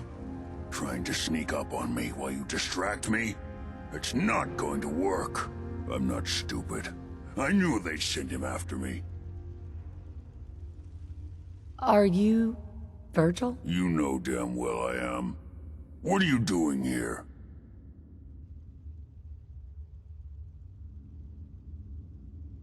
I need your help. My help? With what? How did you even find me anyway?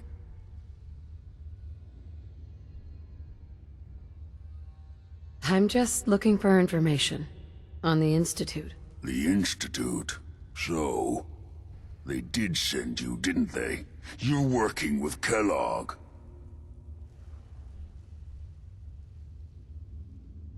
Kellogg's been taken care of. Dead? He's dead. Don't you lie to me!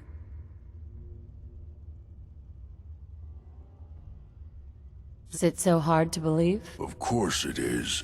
Kellogg was ruthless.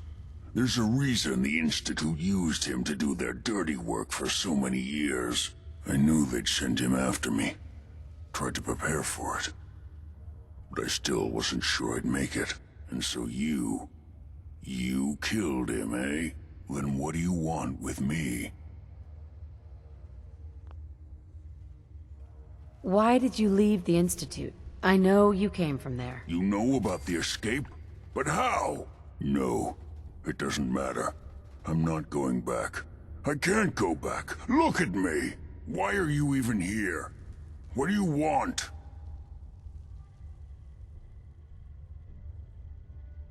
I need whatever information you've got. Anything to help me get into the Institute. I'm sorry, what? You want to get into the Institute? Are you insane?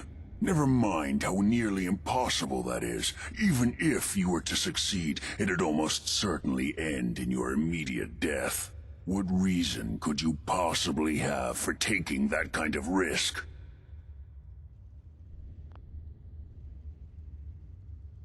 That doesn't matter. Fine. You know what? I don't even want to know. You want to get yourself killed, that's your problem. But I'm telling you, that's what's going to happen. I can help you get in there. But I want something in return. I'll think about it. I need some assurance from you. Come on. What do you want from me? Before I had to escape, I was working on a serum that would serve as a cure for my condition. I wasn't able to bring it with me. It's still in my lab and, well, look at me. I need it. I need you to find it for me if you manage to get inside the Institute. What do you say? You help me, and I'll help you. All right. All right. Let's talk details. First things first. You know how synths get in and out of the Institute? Yeah, they use some sort of teleporter? Well. Not many know about it. Pretty closely guarded secret. You've certainly done your homework. It's commonly referred to as the molecular relay. I don't understand all the science behind it, but it works. Dematerializes you in one place, rematerializes you in another. I'm sure it sounds crazy, but it's a reality. The relay is the only way in and out of the Institute. You understand? The only one. That means you're going to have to use it. Now, have you ever seen an Institute courser? A courser? What's that? Another Institute secret. Coursers are Institute synths, designed for one purpose. They're hunters. Operations go wrong, a synth goes missing, and a courser is dispatched. They're very good at what they do, and you're going to have to kill one. Let's go. Just point me in the right direction. Well, I suppose your enthusiasm counts for something. Every Courser has special hardware that gives them a direct connection to the relay in the Institute. It's embedded in a chip in their heads. You need that chip. But to get it, you'll have to find a Courser. Now, I don't know exactly where you can find one. They haven't sent any after me. And sitting here waiting doesn't seem like a good plan. You're going to have to hunt one down. I can tell you where to start and give you some help finding one. But you'll have to do the dirty work. Okay. Let's get to work. Right. The primary insertion point for coursers is in the ruins of CIT, directly above the Institute. So you'll want to head there. Now, the relay causes some pretty heavy interference all across the EM spectrum. You've got a radio on that Pip-Boy, right? When you get to the ruins, tune it to the lower end of the band and listen in. You'll be able to hear the interference. Follow the signal, and it'll lead you to a courser. Then, you just have to not get killed. Not gonna lie, the odds aren't in your favor here. But if you do make it, remember what I said about the serum. I need it badly. I really do hope you find what you're looking for. You, come here. Are you here for the synth? I'm here to pick up an order. 2 large pepperoni and a calzone. Name is Fuck You. If you're not here for the synth, then you're here for me. What do you want? I need what's in your head. That you cannot have.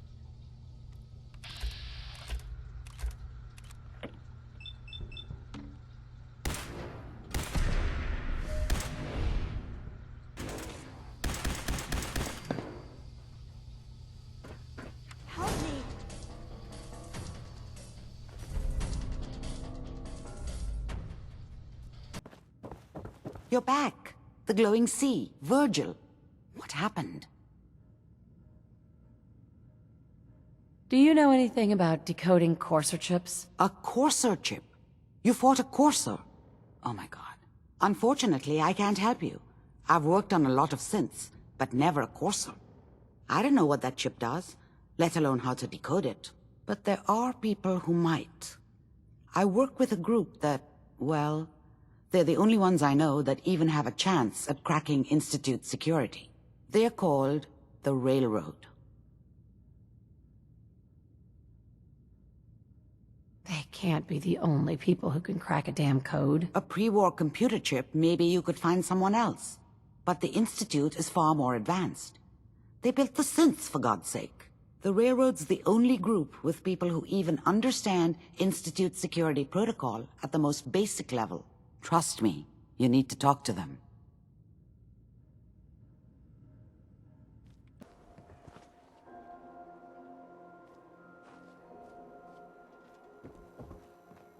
Sometimes you gotta wonder, does anyone fight back? Institute has to have enemies, right? What? You mean the Railroad? Well, that's a fairy tale, man. They don't exist. Nah, I heard from my cousin. He knows a guy that works for him. They got a code phrase and everything. Follow the Freedom Trail. The hell is that supposed to mean? You're full of it, and that kind of talk is gonna get you snatched up by the synths. Let's go! Bash is in the Stop right there. You went through a lot of effort to arrange this meeting. But before we go any further, answer my questions. Who the hell are you? Not 1 foot closer. Why don't you tell me who you are first? In a world full of suspicion, treachery, and hunters, we're the synth's only friends. We're the Railroad. So answer my question.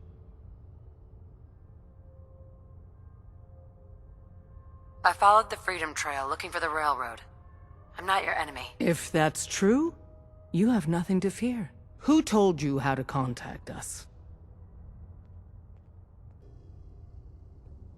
I just heard a rumor about you guys in Diamond City. I see. I'm Desdemona, and I'm the leader of the Railroad. And you are? Deacon, where have you been? You're having a party. What gives with my invitation? I need intel. Who is this? Wow. Newsflash, boss. This lady is kind of a big deal out there. Yeah, I've been pretty busy. You know, you're practically famous. The Railroad owes you a crate, hell, a truckload of Nuka-Cola for what you did to Kellogg. He was our public enemy #1. So you're vouching for her? Yes, trust me. She's someone we want on our side. That changes things. So, stranger, why did you want to meet with us anyway? My son, Sean, was kidnapped. I'm looking for help to find him. Someone stole your boy? That's terrible. Do you know who did it? For your sake, I hope the Institute isn't involved.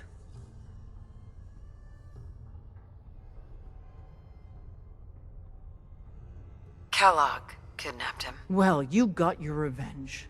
But that doesn't bring your son back. I'll have Deacon look into this. If anyone can find a lead on your boy, he can. If we're going to be dealing with you, I need to make sure we're on the same page. You know what a synth is, right?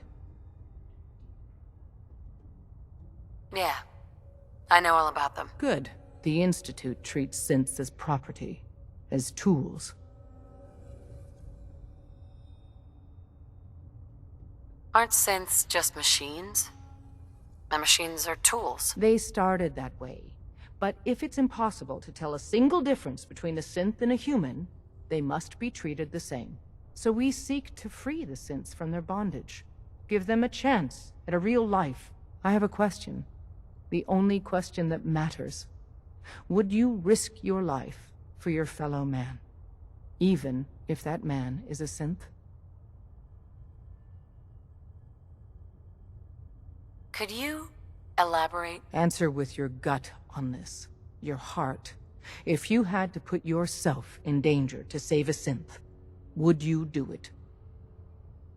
It depends on the circumstances. There's no middle ground with this. Would you risk death to save a synth or not?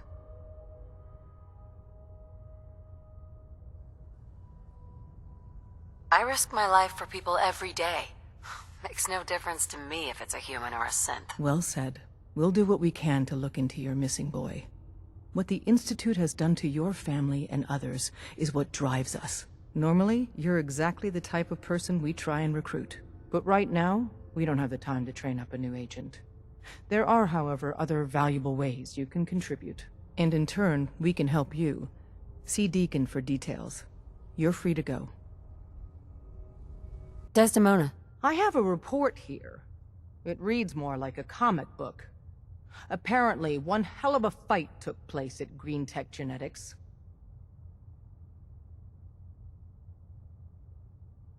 Oh? What have you heard? So, some mysterious stranger took out a courser. Alone. Something I'm not even sure the Railroad's best agent could do. And that stranger's you. I'm all for one less courser in the world, but why'd you do it? Do you know anything about decoding a courser chip? You have one of their chips? Intact? Follow me. Now.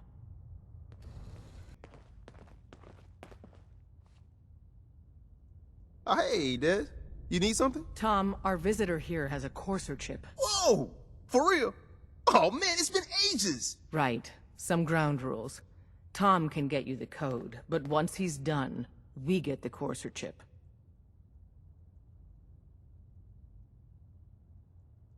Why do you want the courser chip? Institute tech is light years beyond what we have. And a courser chip is top of the line. I'm not gonna get into details, but that chip could help us save lives. Maybe throw a wrench in some of the Institute's operations. So, hand over the chip. No way. That chip is mine. To anybody else in the Commonwealth, all you have is 2 caps worth of salvage. With us, that data is priceless. But we're not just going to give that away. Talk to me again if you change your mind. There's more going on than you know. Trust me. Hey. Everyone's all, you've been hitting the chems way too hard. But I got my eyes open. I see. Desdemona. Made up your mind. We decode the courser chip for you, but after that, it's ours. Deal? Fine. It's yours. All right. Tom, make it happen. All right, little courser chip. Let's have the circuit analyzer take a crack at you.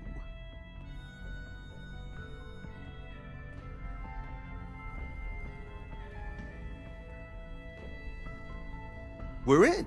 Chip accessed. Just poke the analog connectors a little. What? Oh man, don't crash. Hold it together. Memory hiccup. Here it comes. Encryption algorithms. All right, we're still running. Oh man, they've added more decimals to the last cipher. This is gonna be... Come on, baby, show me that pattern. Where is it? Wait, they're using the same logarithmic function as the key generator. Oh man, we got lucky. I got you, you Institute bastard, I got you. All right, solve for N. Come on. Show me that sweet base number. Come on, baby. And we got it. We got the code. Let me load that onto the holotape for ya. Good work, Tom. Hey, yeah, but I'm not sure our luck will hold up next time, Des. Start working on the rest of the chip. And you. I'd love to work with you more. Let me know if you're interested. But to be crystal clear, if you use that data and discover anything involving the Institute, you share it with us first. Otherwise, our relationship will be in jeopardy. You gotta be careful, man. The Institute is everywhere. Wasn't sure I'd see you again. You managed to get what you need? I have the code. Suppose I shouldn't be surprised. You did get rid of Kellogg after all. Not too much of a leap to take down a courser.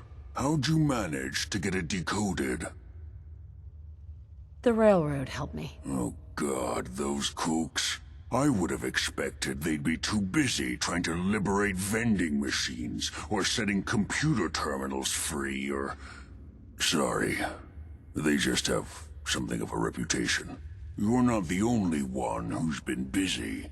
I did the best I could. From memory and things I've overheard through the years. Came up with some schematics for you. Wasn't easy. These hands are ridiculous. Fine motor skills have gone to shit. Here's the simple explanation. You need to build a device that will hijack the signal the Institute uses to teleport coursers, and send you instead. You know the craziest part of the design? That classical music station. That's the carrier signal for the relay. All the data's on harmonic frequencies. You've been hearing it all along. I want to be clear that this isn't my area of expertise. I was bioscience, not engineering or advanced systems or anything. Your confidence is staggering. I'm just saying, I can't guarantee it'll work. But if you can build this device and make use of that code, you should be able to override the signal from the Institute's relay. Can you? I mean, can you build it? You have people that can help. This is a lot for one person, even you. Come on. Have I given you reason to doubt me? No. But do you realize how critical this is for both of us? And don't you forget our agreement. I've helped you as best I can. If you make it in there, you find that serum. It's my only hope for ever being normal. So you find it. Now go on. Take these and get to work. You do whatever it takes. Call on whoever you know to help you. Protect and serve. Excuse me. What do you need, General? I need help. We need to build a device that can get me inside the Institute. The Institute? Why in the world would you want to mess around with them? Can you help me or not? We'll give you whatever help we can. Don't worry about that. Now, assuming you could build this thing, what exactly does it do? The Institute uses teleportation to get in and out. This machine can hijack their signal and send me instead. Teleportation? For real? Wow. That would explain a lot about how the Institute manages to operate. If anyone can make heads or tails of those plans, it'd be Sturgis. I haven't found anything yet that he couldn't build or fix. Apparently the castle's been trying to get you on the radio. Some kind of situation over there. Better go see what's going on. Preston thought you might be able to figure out these plans for me. Sure thing. Let's see what you've got. Here you go. Wow. What a mess.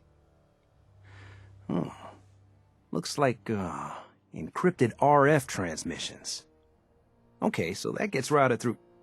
What the hell? Teleportation. This is some pretty crazy shit. You sure it's for real? It's real. I got it from an ex-Institute scientist. Seriously?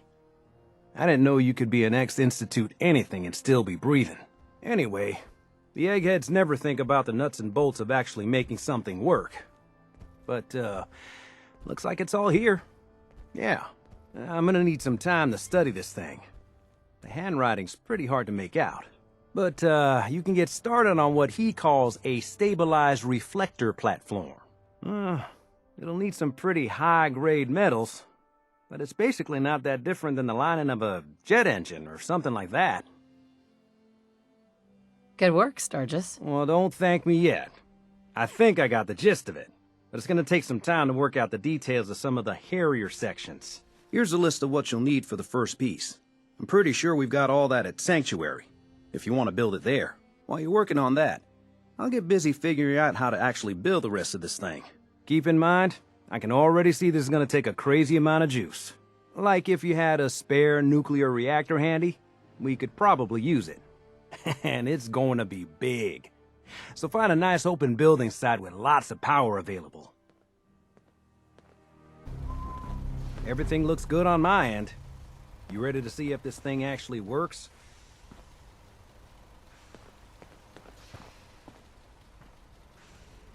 Let's do this. You sure?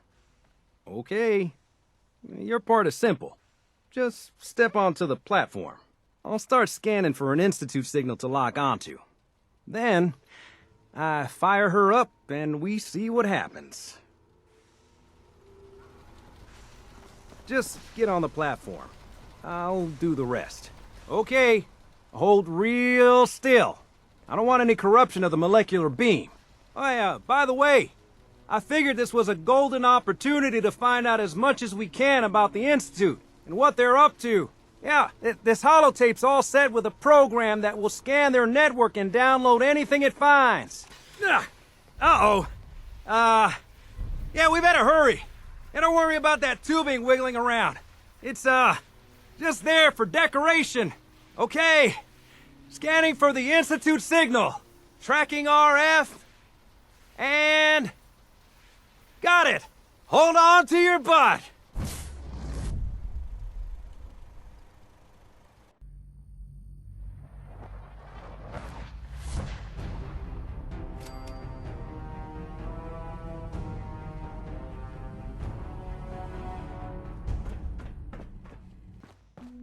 Hello. I wondered if you might make it here. You're quite resourceful. I am known as Father. The Institute is under my guidance. I know why you're here.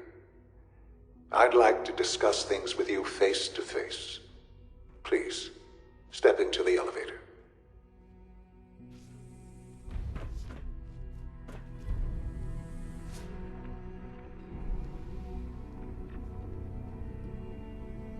I can only imagine what you've heard, what you think of us. I'd like to show you that you may have the wrong impression. Welcome to the Institute. This is the reality of the Institute. This place, these people, the work we do. For over 100 years, we've dedicated ourselves to humanity's survival. Decades of research, countless experiments and trials, a shared vision of how science can help shape the future. It has never been easy, and our actions are often misinterpreted by those above ground. Someday, perhaps, we can show them what we've accomplished. But for now, we must remain underground. There's too much at stake here to risk it all. As you've seen, things above are unstable. I'd like to talk to you about what we can do for everyone. But that can wait. You are here for a specific, very personal reason. You are here for your son.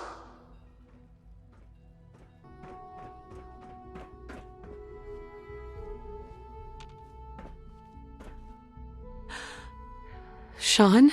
Huh? Yes, I'm Sean.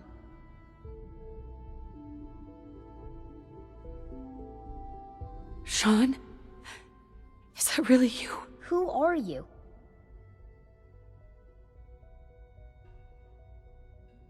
Sean, where is everyone? Father, what's going on? What's happening? Sean, are you okay? You're not hurt, are you? What's going on? Father? Father!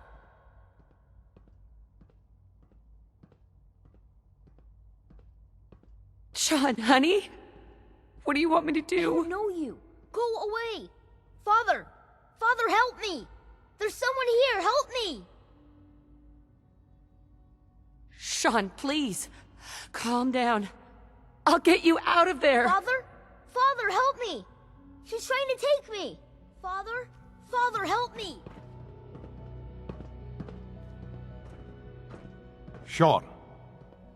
S923, recall code Cirrus. Fascinating, but disappointing.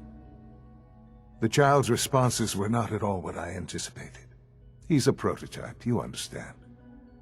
We're only just now beginning to explore the effects of extreme emotional stimuli. Please try and keep an open mind. I recognize that you are emotional, and that your journey here has been fraught with challenges. Let's start anew. I am Father. Welcome to the Institute.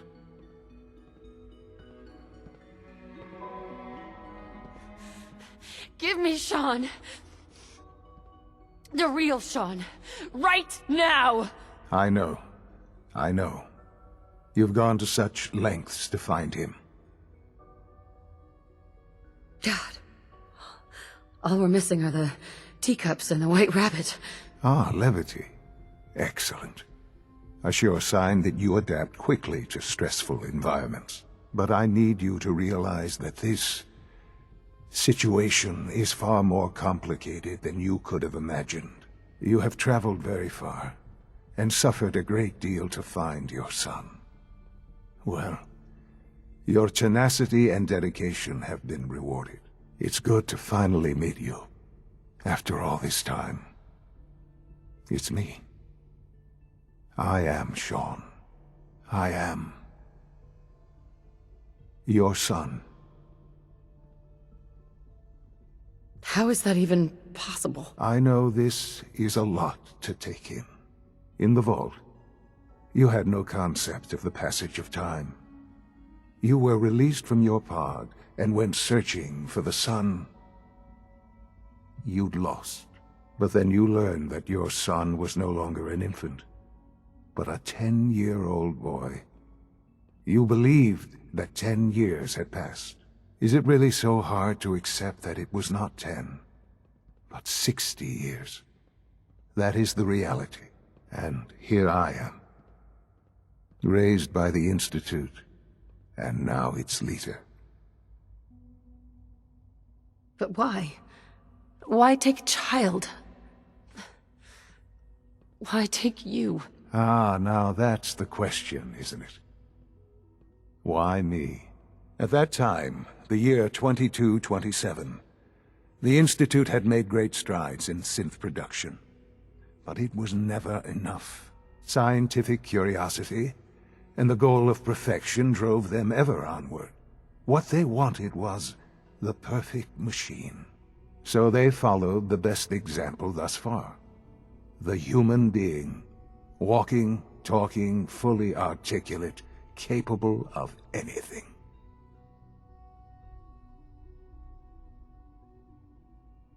So the weird science experiments needed specimens. That's why they took you? In a manner of speaking. Yes.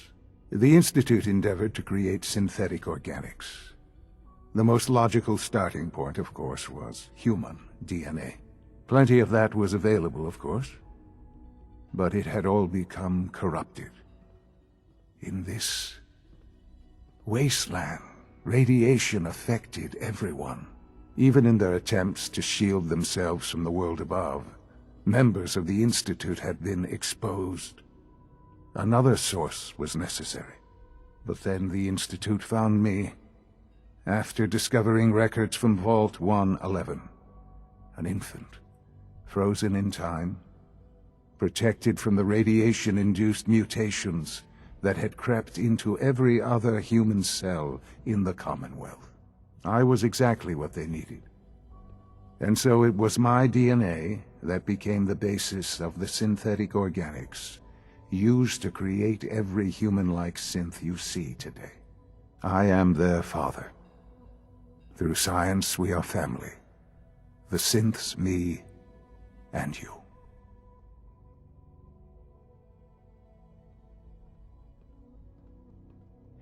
And you've been down here the whole time? I have. Yes.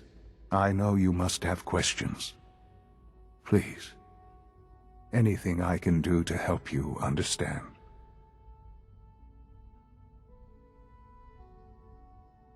Your father.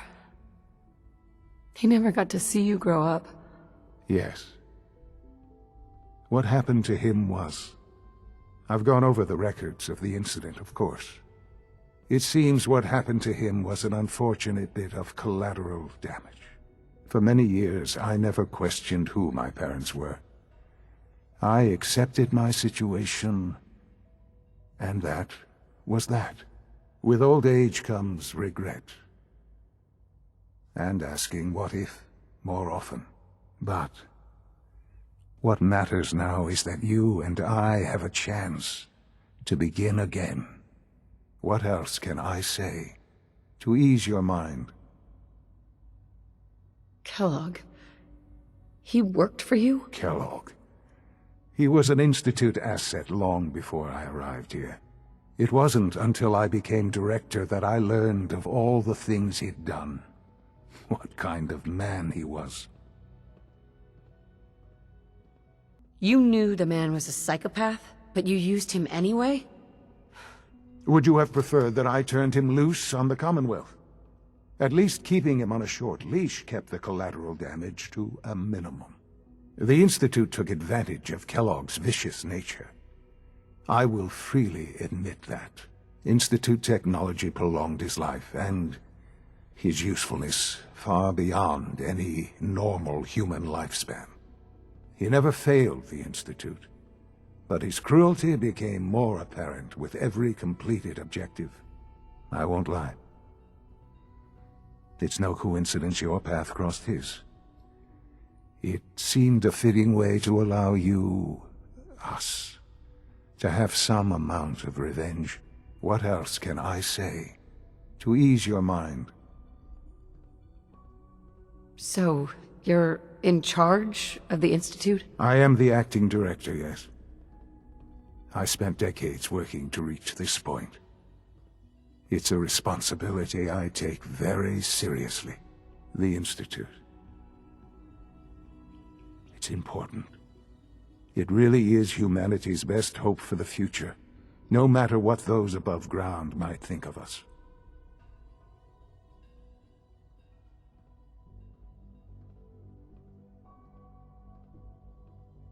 They need your help, Sean. It's rough up there, to say the least. Oh, we've tried that. Surprised? The Institute once tried to help create a stabilized Commonwealth government. It ended in bickering, infighting. It was a disaster. No. We look after our own now. Ultimately, the Commonwealth has nothing to fear from us. Whatever you've seen or heard, I know I can convince you of that. Just give me time. I know there's more for us to discuss. But the Institute is on the verge of some important breakthroughs. Your presence would be appreciated as we approach them. I've been a part of something amazing here. I've helped to build a life for myself and the people of the Institute. And now, after all these years, you have an opportunity to help with that. Doesn't that intrigue you? Isn't that what you want?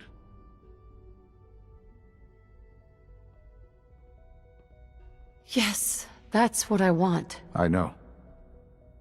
I know you've been through so much. I'm pleased to see it has not impaired your judgment.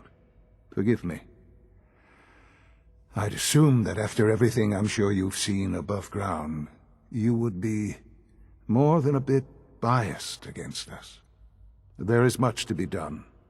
You'll need time to acclimate yourself, a chance to become acquainted with our procedures.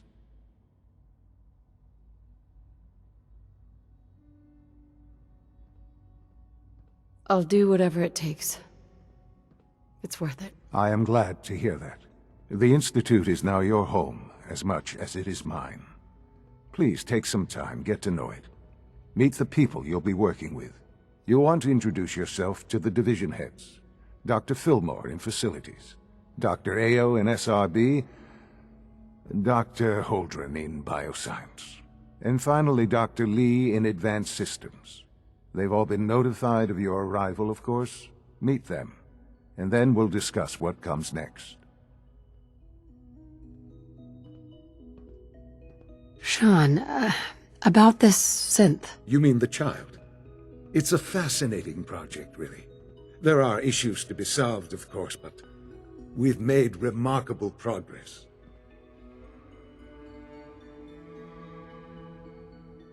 He's definitely impressive. Yes, it's pushed our technology to the limit. We've gained some valuable insights in terms of both hardware and software. I'll make sure it's brought back online in the near future. You'll have an opportunity to interact with him further. But I'll admit I'm curious. As a parent looking for a child, looking for the younger version of me, what do you think? Do you think you could love him? Like you would a real boy?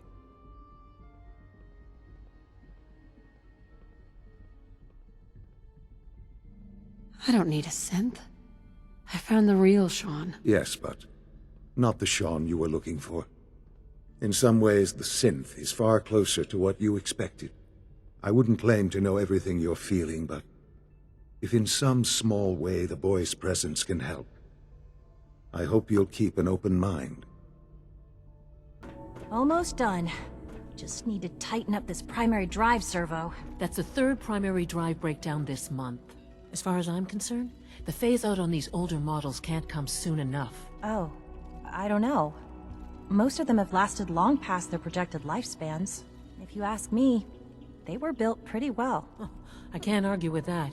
Even so, I'm ready to see the full Gen 3 roll out. There we go. All set. Unit, you can return to duty. Thanks again. Doctor? They weren't kidding. You really are here. Well, all right. I'm Allie Fillmore. You can think of me as the Institute's chief engineer. When Father told us about you, I could hardly believe it. You've been through so much, I think most people would have just given up. If you don't mind my asking, what was it that kept you going all that time? I just wanted to find my son and keep him safe. Now that you've found him, I hope you're proud of the great man he grew up to be. Now, I'll give you a quick rundown of the Facilities Division, and then I'll answer any questions you might have afterward. As you might guess, we keep the Institute's mechanical and electrical systems running smoothly. We maintain and upgrade all of the systems that make it possible to live and work in a place like this. There's a lot of machinery behind these walls that recycles the air and water and provides power to the laboratories and quarters. The work we do might not be as exciting as some of the other departments, but it's at least as important. So, now that you're here and you've spoken to Father, does that mean you're on board? Absolutely. Oh, good to hear. It'll be a load off Sean's mind. Take your time. Get yourself acquainted. There's a lot to take in. Plenty of things you won't find topside. If there's anything else you'd like to know about the facilities division, I'm happy to discuss it. Who built this place, originally? Has it been here long? The construction of the Institute is the work of generations of scientists. The original survivors of the war, our progenitors, took refuge in the basement of the old Commonwealth Institute of Technology. Over time, their sons and daughters dug deeper into the earth and built increasingly sophisticated habitats and laboratories. It's a process that's still going on today. Even now, we're digging out tunnels for new facilities and infrastructure. Just think what this place will look like 100 years from now. I hope I'm there to see it. At this point, she's just doing it for fun. Excuse me, Doctor? Ah, it's you. You're here then. Yes, I know who you are. We all do. While I'm sure Father is very happy that you're here, I do hope it doesn't interrupt our work. Well, that was productive. What is it you're working on? Advanced systems, special projects. You've seen the boy, Synth, already. We've been hard at work on him for quite a while now. Oh, before I forget, let me see that Pip-Boy of yours. I've been told to install a Courser chip in it for you. Father's orders. You're to be given full access, with the ability to relay in and out of the Institute at will. Thank you. I'm sure that will come in handy. Given that the relay is the only way to access the Institute, handy is something of an understatement. In case the significance is lost on you, you'll be the only one here with that kind of access. If nothing else, it should demonstrate the amount of trust Father has placed in you. Now, unless there's something else, I really do need to get back to work.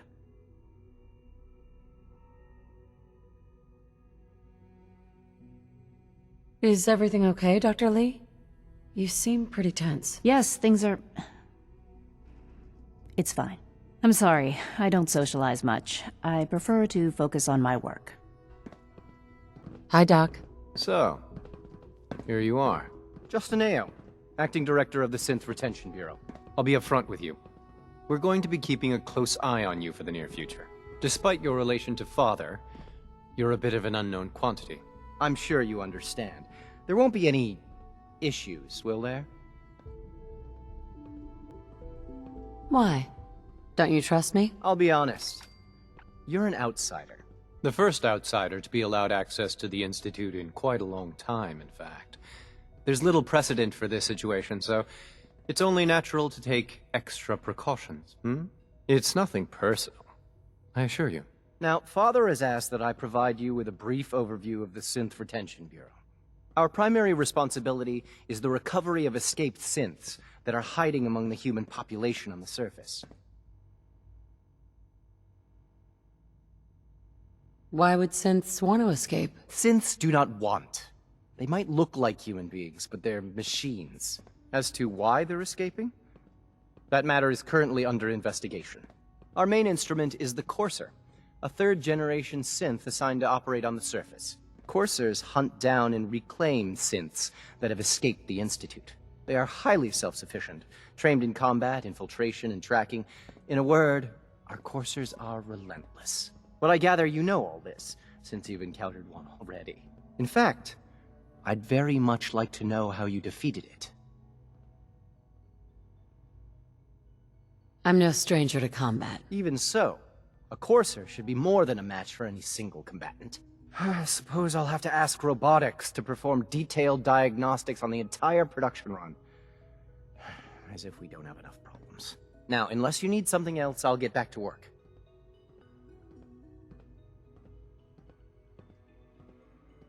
I'd like to know more about the synth reclamation process. Fine. Once a Courser has located a rogue synth, It uses that synth's recall code to wipe its memories and render it inert. We then begin the delicate process of restoring the neural pathways to their original configuration. In those cases where the procedure is successful, the synth returns to duty with no memory of its time on the surface. All too often, we're unable to repair the damage and are forced to dispose of the unit entirely. Hey, Doc. I wonder how the Warwick Welcome. family is doing. So good to have you here. Young Wally Dr. must be Clayton close to Holden, 10 years old by now. head of the bioscience It's division. remarkable that any I child can't can wait for you to see survive the for work so we're long doing. up there, don't you think? It's truly amazing. I look forward to learning more about it. In that case, let me give you a brief overview of what we do here. As the name implies, the Bioscience Division specializes in fields of studies such as botany, genetics, and medicine. Our most important directive is to ensure the health and well-being of everyone in the Institute. To that end, we cultivate highly specialized breeds of flora for use in food and medicine. We've even started to explore the idea of synthetic animal life. You probably saw the gorillas. They're really just a pet project at this point, but the potential is exciting nonetheless. The gorillas are synths too? They are indeed. Judging by your reaction, we've done a good job making them seem lifelike. The initiative is still in its early stages, but the prospects are very exciting. I'm sure I've taken up enough of your time as it is, but I have to ask, have you decided whether you'll join us? I'm not sure how well I'll fit in, but I'd like to give it a try. Great. I was hoping you'd say that. In any case, I imagine you'll want to continue looking around. Or, if you prefer, I'd be happy to answer any questions you might have. I'm good for now. Thanks. Take care, then. Now that you've had a chance to see the Institute firsthand, what do you think? You've got technology here that I never dreamed possible. It's amazing. I'm glad you can appreciate what we've accomplished. None of it has been easy. Ultimately, all our knowledge and resources are focused on a single goal. The goal is best summarized by our motto: mankind, redefined. Unfortunately, no advancement comes without occasional setbacks. As remarkable as our synths are, they can be dangerous without proper supervision. The superior synth mind and body attempting to wrestle with something approaching free will can be a recipe for chaos.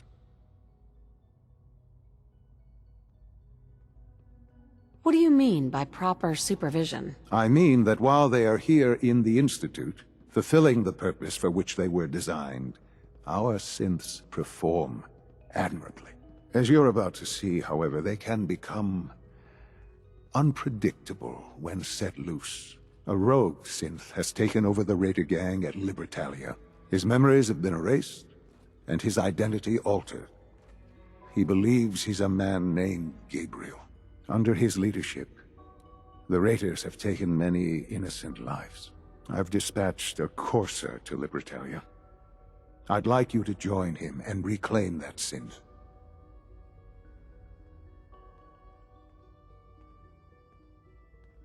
Who erased his memories? And why? Those idealistic radicals who call themselves the Railroad are behind it. We'll deal with them in time. But right now, the priority is to reclaim that synth before more harm is done. Now you should get moving. Many people are in danger, and a delay could cost lives.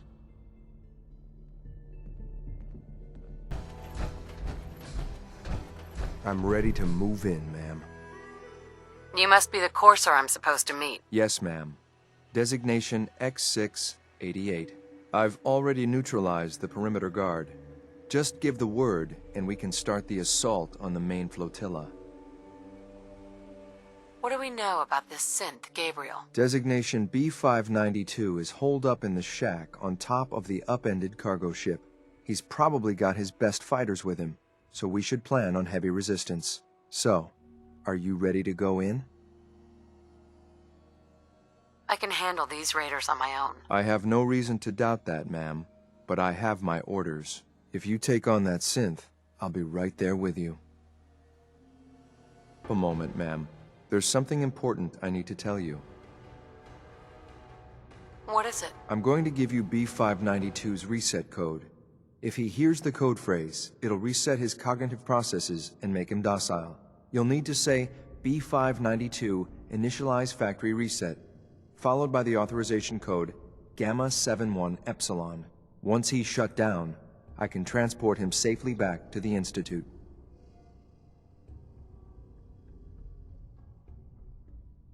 Jesus, what a mouthful. Then talk fast, ma'am.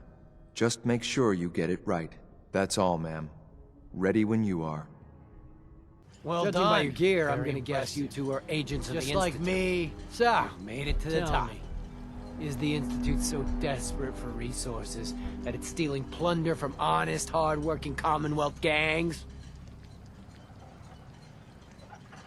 B592 initialize factory reset. Authorization Gamma 71 Epsilon. Boss? Are you okay? Gabriel, can you hear me? Shit, they did something to him! Take them out! Good. I was starting to get bored.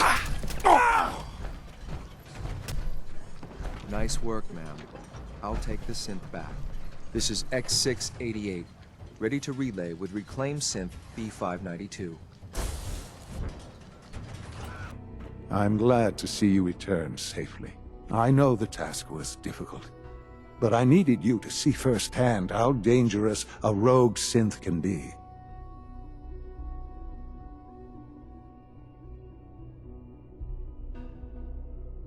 The Institute created that synth, so the Institute is responsible for what it does. I disagree. A synth is no more inherently evil than a handgun. When a man dies by gunshot, is the weapon's maker blamed? Of course not. The blame rightly falls on he who pulled the trigger. Yes, we created the synth. But whether they intended to or not, the Railroad's agents turned it into a killer. But enough about that. The task is done. And you've returned our synth safely to us. I couldn't have hoped for a better outcome. Well done. While you were away, I had quarters prepared for you. You'll find all the basic necessities, as well as a generous stock of arms and equipment. Go and have a look. I think you'll be quite pleased. Ah, hello, Mother. Tell me, what would you do when someone has stolen from you?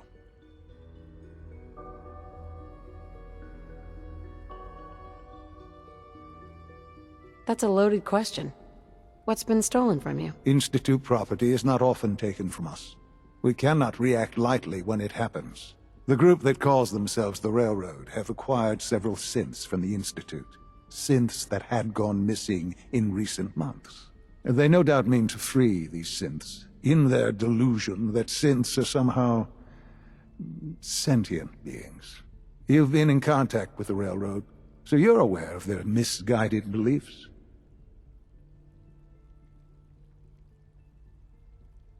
What happened? What have they done? They are in possession of technology that does not belong to them. Usually they are a minor nuisance, but lately they have become more emboldened. I'm afraid we've reached the point where a response is necessary. We have learned the current location of these synths, and need to reacquire them before the Railroad can hide them. Where are the synths located? A small settlement at the old Bunker Hill Monument. But it's important that we act on this soon, before the Railroad has any indication we've tracked them. We also don't want the Brotherhood of Steel getting wind of the presence of the synths. That would only complicate matters. Hey, I'll act quickly. You can count on me. You'll have a contact waiting for you just outside Bunker Hill. Good luck. I've been waiting for you. So, what's our situation? I assume you've been briefed? Our targets are inside. 4 synths under Railroad protection. Majority of the settlement is uninvolved and are expected to run for cover. The situation appears to have escalated. A covert approach is likely impossible. We move in, secure the synths, and I relay out with them back to the Institute. Clear? The mission's parameters just changed. We go in shooting. Requesting backup relay now. Here they are. There you are. Damn it, where'd you go?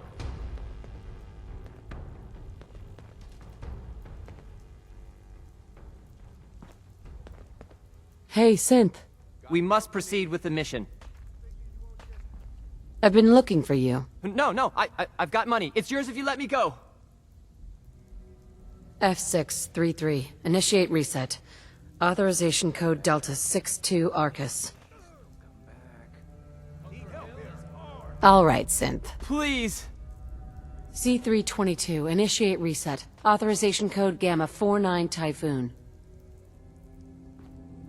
No sudden moves. Please, no. Y915. Initiate reset.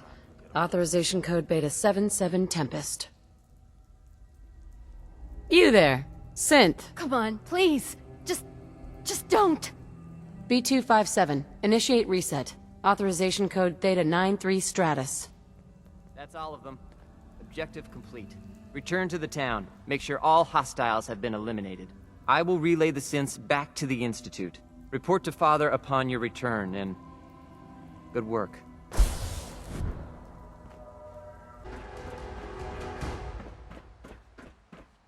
Son? You know, in all my years, I've never set foot outside the Institute. Not once. Since the day they brought me here. I've never had a reason. But now, this just confirms the truth I've always known. The Commonwealth is dead. There's no future here. The only hope for humanity lies below.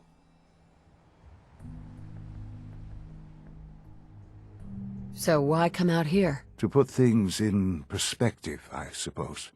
Standing here, I'm reminded of how fortunate I am that I was spared a life in this wasteland. I know that to you, I was kidnapped from that vault. In truth, the Institute rescued me. Both of us, really. Kellogg called me the backup. Did he? Well, he was correct. I was the perfect candidate. An infant with uncorrupted DNA. But if something were to go wrong, if I died, well, the Institute realized a contingency plan was prudent. Another source of pre-war DNA, preferably related to their primary subject. It only made sense that my parents should fill that role. So you were kept alive and safe within the vault. I'll admit, when I had you released from Vault 111, I had no expectations that you'd survive out here in all this. To not only do so, but manage to find me. To infiltrate the Institute itself. Extraordinary. Why let me out now? After all this time. Well, that's hard to explain. Certainly it was no longer necessary to keep you suspended. Well, I suppose I wanted to see what would happen. An experiment of sorts. Would the Commonwealth corrupt you, as it has everything else? Would you even survive? Perhaps most curious to me, would you, after all this time, attempt to find me? And now I know the answer. That's all this is to you? All I am to you? Just another experiment? No, that's not all. But still, I'm glad it turned out the way it did. There are greater things to come after your success at Bunker Hill. The synths have been safely returned and will be repurposed. Thank you for your work. I hope you weren't at too much risk. What do you mean, the synths will be repurposed? Modifications will be made to correct the defects in their programming, and they'll be assigned to new duties within the Institute. Not the first or last time it will happen. The railroad remains an annoyance, of course, but they'll be dealt with as necessary. And you, well, you've passed the test, as they say. You have done well. Please, take this as a token of my appreciation. Our appreciation, really. Yeah! It's time for you to become more involved in the future of the Institute. I'd like you to join me inside. The Directorate is meeting, and you should be there. I'll be waiting. I've seen enough. It's time to go back in.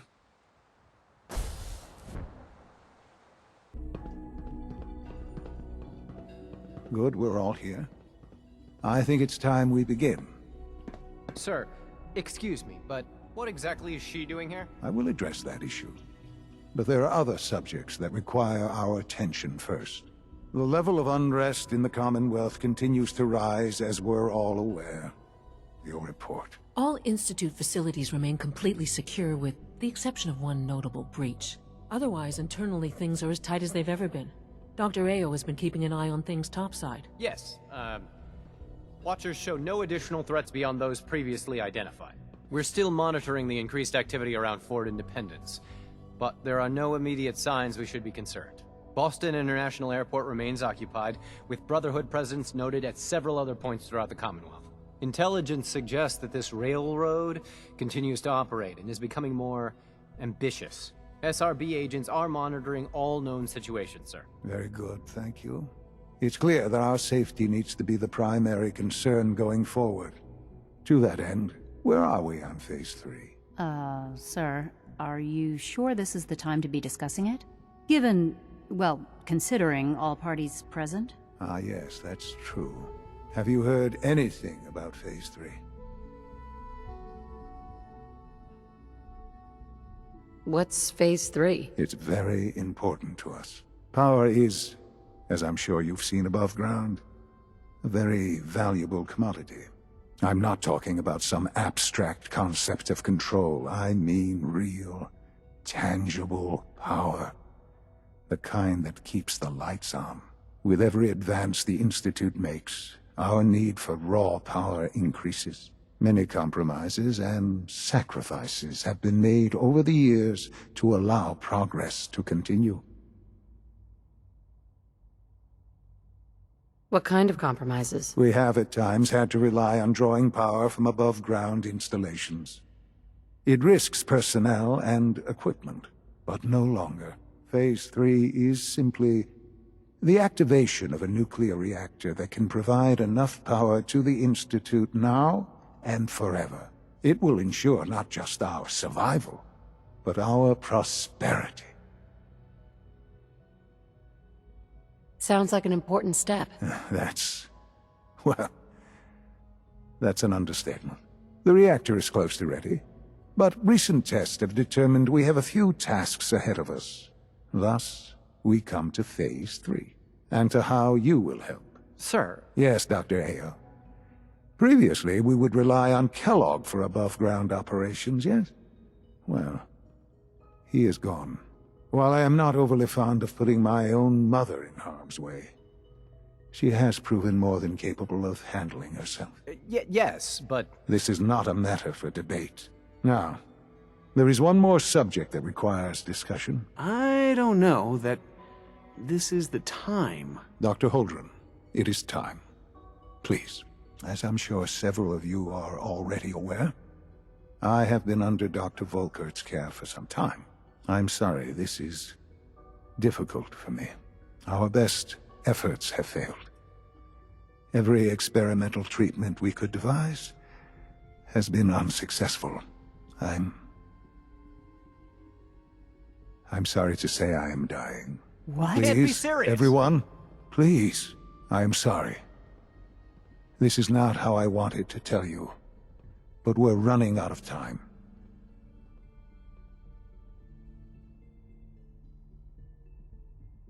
You're dying? I'm afraid so. A very aggressive form of cancer.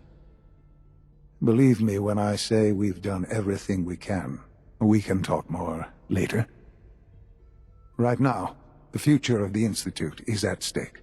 The Institute cannot survive without leadership. The Directorate must continue to govern with the best interest of all in mind.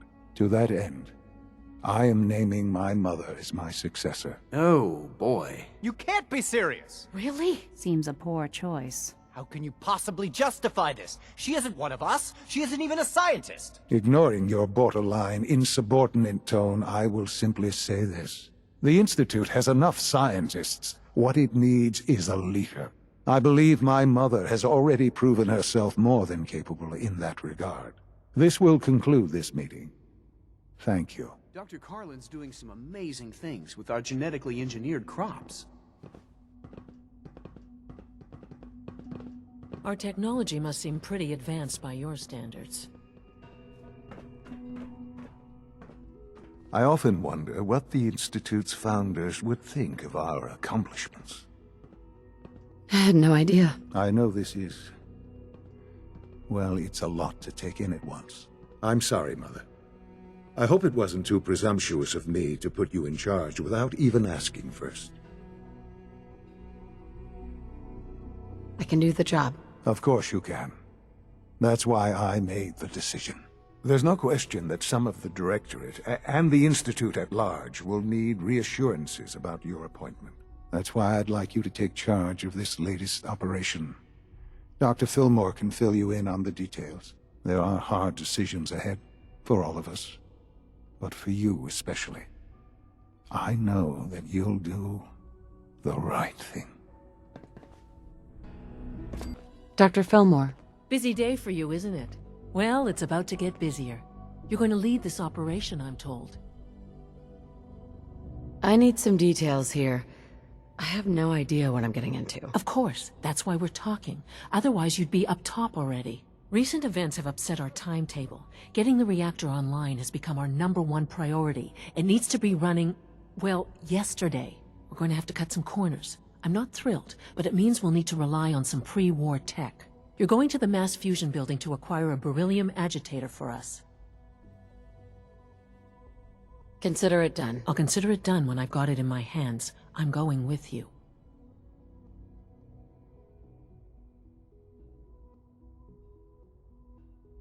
Sounds good. I'd appreciate the company. Not as much as I'd appreciate coming back in one piece. I don't like going above ground unless there's no other option. But here we are, with our options dwindling quickly. Not to put more pressure on you, but we have to move quickly on this. Word is that the Brotherhood is nosing around the area. We don't want them getting the agitator before we do. Head on up to the relay, and I'll meet you there. There's the reactor. Not a bad piece of work for its time. Guess they weren't so good at mitigating radiation back in those days. Levels are almost off the charts. I'll monitor things from here. Now cycling airlock. Please wait. Initiating decontamination sequence.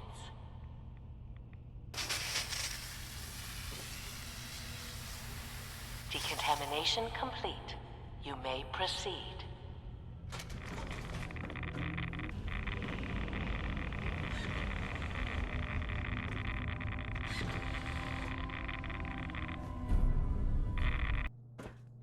Allie.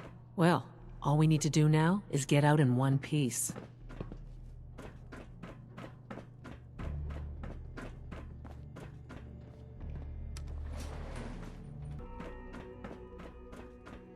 One day, I'll design a more efficient reactor. Dr. Fillmore? I think that was enough excitement for, well, ever. Thank you, really. Couldn't have managed it without you. I'll make sure the agitator gets where it needs to go. I understand Father is anxious to get you involved in something else. You'd better not keep him waiting. Okay. Yes,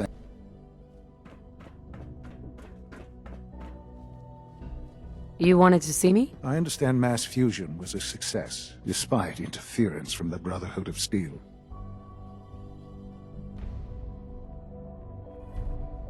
We handled them just fine. That's what Dr. Fillmore reported. I'm quite pleased at the results. It would have been a terrible setback to lose that technology to those savages. The Brotherhood's intervention must be placed in a larger context, however, given their penchant for hoarding technology. Future conflict with them is guaranteed. We are, after all, keepers of the most advanced technology in the Commonwealth, if not beyond. It also cannot go unnoticed that there were concerns within the Institute about your allegiances. I, of course, never doubted your commitment to our cause. But by directly confronting the Brotherhood, I think you've put some others at ease. I'm proud of you, regardless. The Brotherhood is an issue for the future, and we must focus on the present. And look at me, rambling on like the old man I am. I'm wasting time. You're needed elsewhere at once. Do you need more parts for the reactor? I could have gotten them while I was out. No, this is a different matter. Hopefully one that does not put anyone at risk. This situation, I'm afraid, is something of your creation, however unintentional. What do you mean by that? What's happened? Well, while you were assisting Dr. Fillmore, a second team was sent out to invite someone from the Commonwealth to join the Institute. Apparently, there was some miscommunication, and this individual called for help, which arrived in the form of your Minutemen. My understanding is that no shots have been fired. I would like it to stay that way. I need you to go there and speak to your Minutemen gathered outside. Insist that they stand down at once. Dr. Thompson is on site, and he will be your primary contact. I know you can resolve this situation, but it is of paramount importance that this special individual be brought to the Institute immediately. Why all this effort? What's so special about this person? Mr. Wallace? Despite a lack of formal training, our surveillance has shown he has incredible intellect. With his help, we may be able to drastically speed up work on the reactor. What's going on here? You're an unexpected surprise. We could use the backup. These Institute bastards aren't getting away. They'll have to go through us to get out of there. We don't know quite what we're up against, but it's good you're here to help. How did you hear about this? You've done good work. Thank you.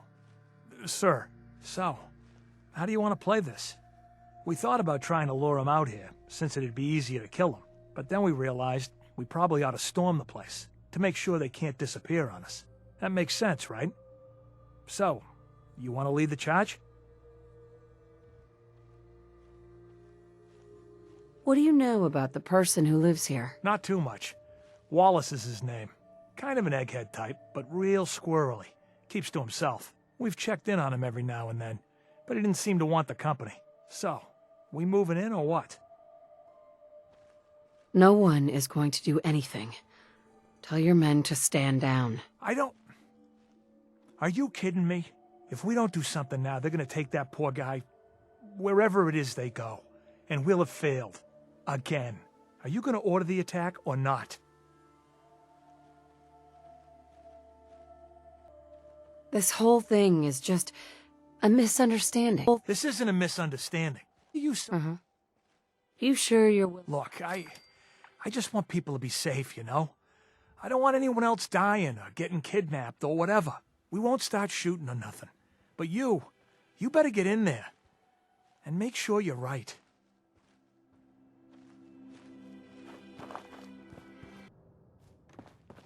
Oh, thank God you're here. I was starting to worry we might not make it out of this mess. How exactly did this happen? I'm not suited for field work. I've said that over and over, and they sent me anyway. There was no indication that Wallace had been in contact with anyone or was aware that we might be watching him. If I'd known, I don't know. Maybe I'd have tried to handle things differently. I know he's potentially important to Phase 3 and all, but I'm not sure it's worth putting ourselves in harm's way. If he's really important to the Institute, then it's worth it. You're right, I suppose. I know they've been keeping an eye on him for years. Not sure how they originally found him, but probably don't want to know. But once they realized how smart he was and what an asset he could be for Phase 3, they watched pretty closely. I think they even fed him scientific material from time to time to see how good he was, you know, testing him, to see if he was Institute material. Let's just get Wallace and get out of here.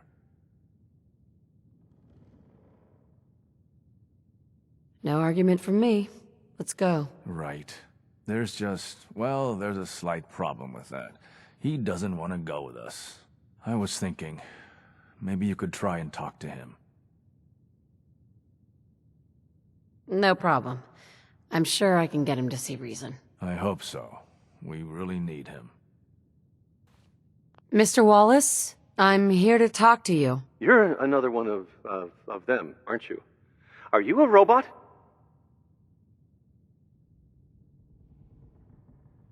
Don't be ridiculous. Of course I'm not a robot. That's exactly what a robot would say. I've heard all the stories. I know exactly what happens to people when the Institute shows up. Well, it's not happening to me. What can I say to convince you that we're not going to hurt you? That you're leaving and never coming back. Right. We're here to steal your kidneys and your memories. That's why I'm wasting time talking to you through the door. That's not funny! None of this is funny! Hey, just calm down, okay? I just want to talk to you. Fine. What do you want from me? The Institute needs your help, Mr. Wallace. It's as simple as that. My help? With what? The Institute has an engineering problem that your scientific expertise could help solve. In exchange for helping us out, you'd be granted access to the most advanced research facility imaginable. Whatever research you wanted to perform, anything, it's possible there. I promise. You'd be safe and secure in a way that's completely impossible anywhere else.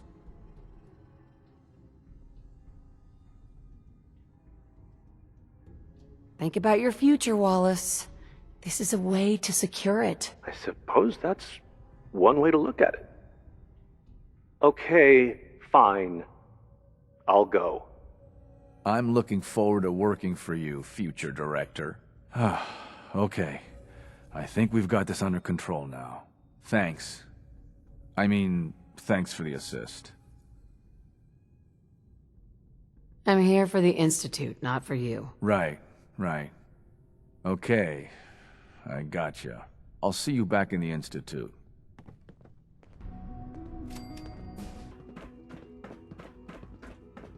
Ah, there you are. I cannot express how pleased I am. Our new guest is familiarizing himself with his surroundings.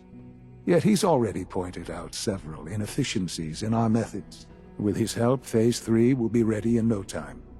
And it's all thanks to you. I'm proud to help the Institute. Here's hoping it all pays off. At this point, there is no doubt. It will succeed, and very shortly. There is one more part for you to play, and I think you might enjoy it. It is time to announce our presence to the Commonwealth, to request that they do not interfere with our plans. You should be the one to do it. What kind of announcement are we talking about? A broadcast. An announcement to the Commonwealth that the Institute is not to be trifled with. As the incoming director, that responsibility naturally falls to you. We've prepared some remarks for you to record. Once you're finished, we'll broadcast them to the entire Commonwealth. Use the microphone here and follow the script. It's quite simple. I'm sure you'll do fine, Mother. For years now, you have suspected that the Institute still exists, that we are among you. It's true. But it's not the whole truth. We are here, and we are the future. Our superior technology represents the future of the Commonwealth. Today, we activate our nuclear reactor, ensuring that we will persevere long after the world above ground ceases to exist, ensuring that mankind has a future. We have no desire to interfere in the unimportant details of your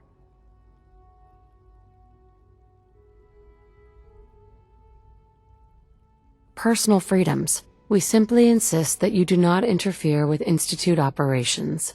To do so would result in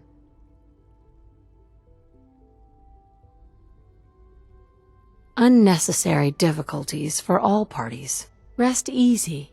Know that the future is in safe hands, and that mankind will thrive under our guidance. Well, that was interesting. Perhaps not what we originally intended, but it will certainly get your point across. Now it's time to make sure that everyone hears it. How would you feel about making a little trip to Diamond City? What do you want with Diamond City? Nothing with the city itself. This is a bit of a shortcut, actually. The radio station in Diamond City is listened to by many in the Commonwealth. If we'd like the people to hear what we have to say, it's the best way to reach them. Before we preempt their broadcast, we need to ensure it reaches the maximum range possible. I've been assured that the necessary parts are on site. You'll just need to install them to boost the broadcasting power. Report back when you're done. We should be ready by then. Enjoy your trip to the big city. It's done then? The transmitter has been modified. Everything is in place. It's ready to go when we are. Good. Once the reactor is online, we'll cut into their broadcast. I'll let you do the honors. This, my friends, is the moment we've all worked towards. After all your effort, the time has finally come to start our reactor. No longer will we be forced to compromise to survive. No more will we need worry about outpacing our resources. My mother and I couldn't be more proud of what you have helped us accomplish. And we look forward to achieving even greater things in the future. The Institute is now truly mankind's best hope. Thank you. All of you.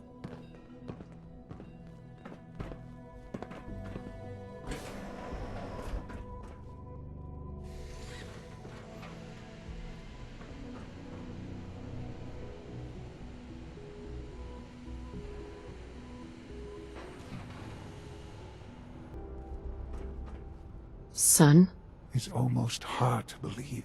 After all those years of hard work, here we are. We've arrived. Look what you've made possible. Now that the reactor works, what's next for the Institute? We'll get to that. There's more work to be done before the Institute's future is guaranteed. The Directorate has convened a meeting about how to proceed. I'm not going to attend. You should be there as Director. Dr. Carlin's doing some to welcome amazing you, things with We're our looking genetically forward to engineered working with you. crops.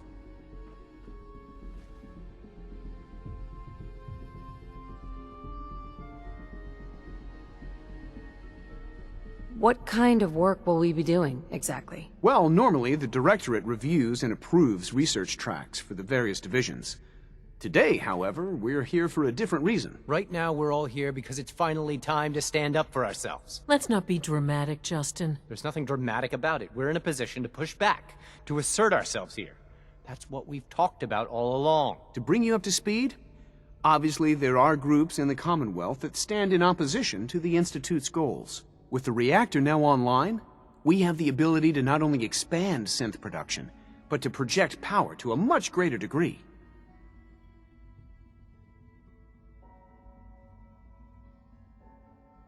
So you're saying we can now wage war on the Commonwealth? I don't think anyone really intended that as a course of action. The Directorate has agreed that steps must be taken to ensure our safety in the long run. Let's not beat around the bush. The Directorate has agreed that the Brotherhood of Steel needs to be eliminated. As the incoming director, we felt it important to inform you of the decision and get your thoughts on it. So, where do you stand? I agree. We hit them hard before they have time to react to our new position. Good. That's just what I wanted to hear. As director, it's up to you and how we focus our efforts in achieving this goal. We'd like your input on what direction we should take. Do we increase synth production or focus on weapons development?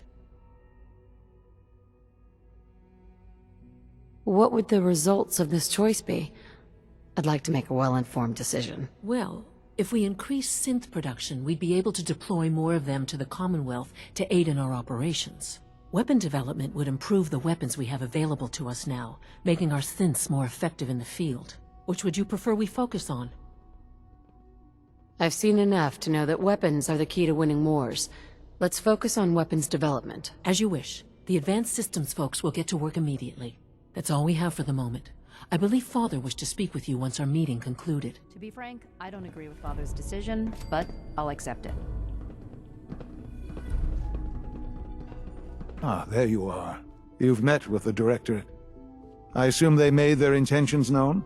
It was difficult for them to reach the decision to engage in open hostility. What about you? You agree with their decision? It's the only way we can ensure the Institute's safety. That makes it the right thing to do. I'm glad you agree. None what comes next will be easy. That conviction may help keep us all going. You know, Mother, it's no secret that you worked with the Railroad in order to first reach the Institute. The depth of your involvement with them has been called into question repeatedly. I'm sure you can guess by whom. The question is, where do you stand with them now? Do you count them amongst your allies? They mean nothing to me. Never have. I'll admit, I'm relieved to hear that.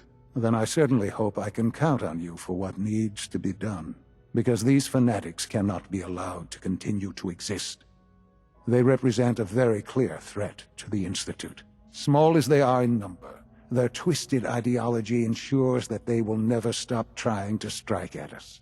They must be eradicated. Are you willing to see to it? You don't have to worry about them any longer. They're as good as dead. Thank you.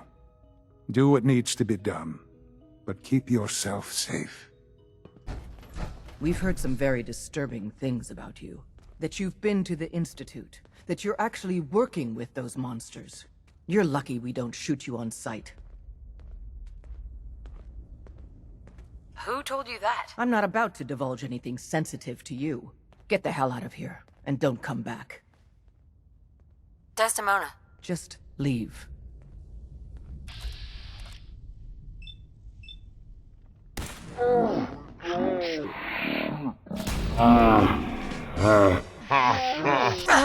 Company!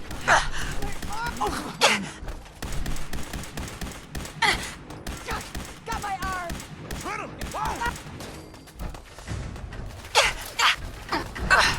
Shit!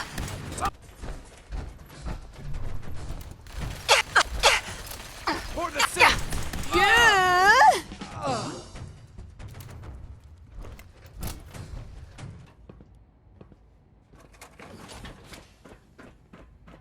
And so, the work is done. I am sorry. I know it was likely difficult for you.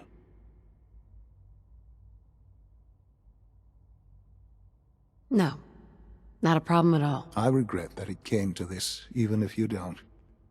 There was just no way to compromise with those people.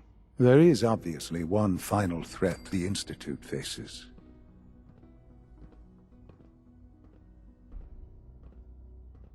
Sure. There's always one last thing. You're not wrong, I suppose. There will always be issues that need to be dealt with, but this is something else entirely. The Brotherhood of Steel covets technology, and has made it clear that we cannot peacefully coexist. They will eventually come for us, and attempt to take what we've spent so long creating. We need to destroy them, before they can destroy us. You're right. We take the fight to them. I'm glad you agree. But the problem with the Brotherhood of Steel goes beyond the edges of the Commonwealth. It's not enough to destroy them here. There are more of them out in the world, Mother.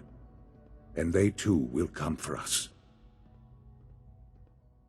You have something in mind if that happens? I'd like to prevent it from happening in the first place. We will show them that if they interfere with us, the very technology they value so highly will be turned against them. We will teach them that we can appear at a moment's notice, wherever we please, and they cannot ever stop us. They will know better than to ever interfere with us again.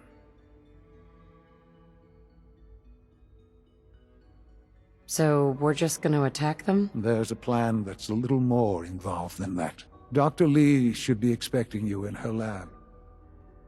She can fill you in on the details. Time is of the essence.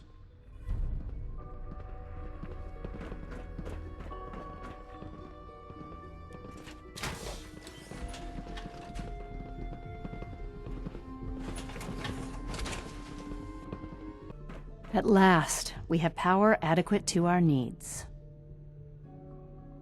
Dr. Lee. What can I do for you? The Brotherhood needs to be taken down, and it needs to be done now. All right. Calm down. Well, let's get to it. Dr. Orman, over here, please. It's time. What now? I'm still working over the code that the robotics sent over. The algorithm is a mess. It's not even close to peak efficiency. It would seem we've run out of time. Let's go. We're going to cover the basics of the operation as it stands now. Dr. Orman has done most of the prep work, so I'll let her explain. Okay, thanks. Is this really exciting, or is it just me? So, you know that the Brotherhood's main operation is at the airport, right? What can you tell me about the airport? Well, there are a few key buildings that are still structurally sound, but no pre-war aircraft are still in service. If they were a little less intelligent, we wouldn't even be talking about this. We'd have just swarmed them with synths. But they're not idiots. They've managed to generate an EM field that's messing with our ability to relay in. So we just relay onto the airship and sabotage it? Won't do us any good. There's no direct connection between their robot and the airship, so the immediate area around their encampment is a no-go. They don't, however, have the entire airport covered. We can relay you in to a point at the edge of the airport, and then you can get in and take down the generators. That can't be the whole plan. No, it's just the first part. Your job then is to get closer to the main camp. You'll have Surprise on your side. Should give you some time before they can organize a real defense. For every generator you take down, it means we can start relaying in synths, giving you even more of an advantage. And, oh, I almost forgot. Take these. And these would be... Oh, you'll like this. This thing, and I haven't come up with a good name for it yet, it basically deploys a beacon marker. Wherever they land, we can lock onto them and relay synths directly to that position. If there's a hotspot, you can drop synths right on it. We've only got a few of these, so put them to good use. Don't go tossing them into the bay. Okay, that's pretty good. I'm impressed. I know, right? I mean, thanks. I thought it was neat. But still, it's just to help. Your real job will be to reach Liberty Prime. You know the deal with that, right? What's Liberty Prime? Dr. Lee can give you the rundown. Yes, well, the Brotherhood discovered him. An old pre-war military project that never saw the light of day due to power problems that couldn't be solved. With my assistance, they were able to get his reactor running and use him against their enemies. What did you do? I designed and oversaw the building of the reactor that ultimately solved the power problems. The point here is that in designing the power system for the robot, I had full knowledge of every onboard system. I know exactly what it is capable of and precisely how to exploit those capabilities. We've taken everything we know, made a few modifications based on what we think they've done with it in the past 10 years. And, this part was my idea, uploaded the whole thing into a modified synth, capable of delivering the virus directly into Liberty Prime. The little guy is going to be exposed and vulnerable, so you'll have to keep an eye on him. Make sure he doesn't get shot, you know? With Liberty Prime on our side, that'll give us a hell of an advantage. He's not going to go stomping around, and he won't be taking orders. But he will have his weapons and targeting systems overridden. And he'll absolutely recognize their airship as the primary communist target in the Commonwealth. So your end goal is ultimately pretty simple. Get to the robot, then hold the position while the synth does his thing. Oh, and don't worry, we'll pull you out of there before everything explodes. If you have any questions, now's the time to ask. Otherwise, they'll be waiting for you in the relay room.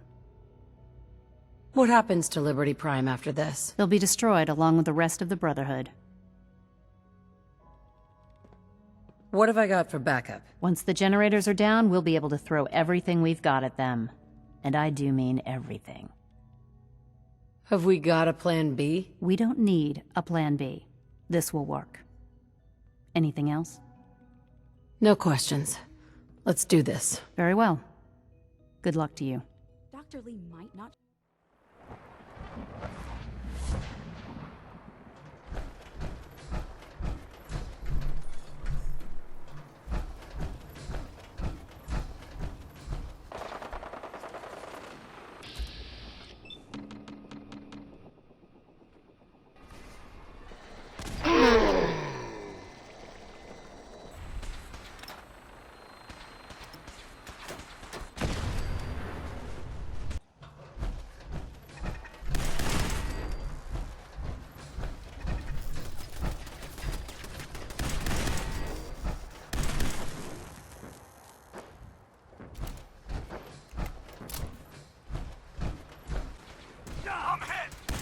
Attacking enemy.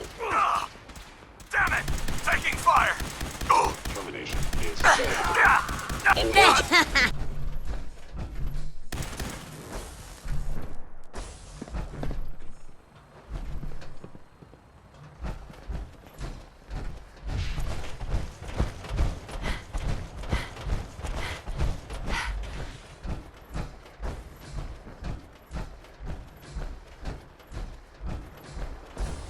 Relay complete. Virus proceeding to target. Wait, what was that? You are damaging valuable Institute property. Please defend this position. Prejudice.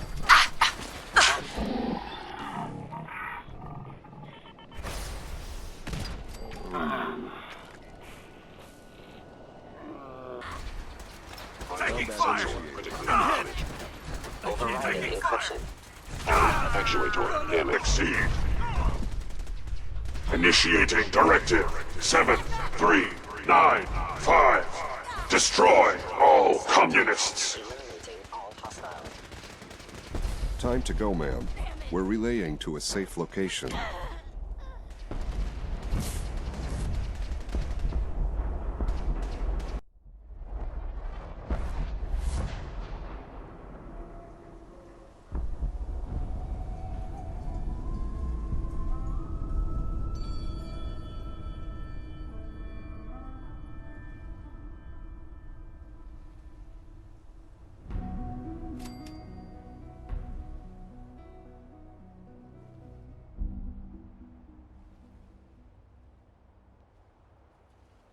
Unit X688 speaks highly of your combat skills.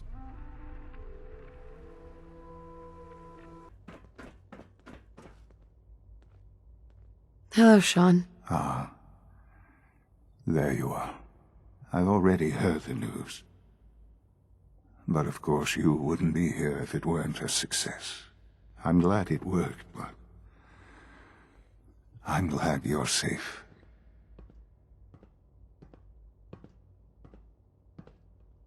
We're all safe now. For now.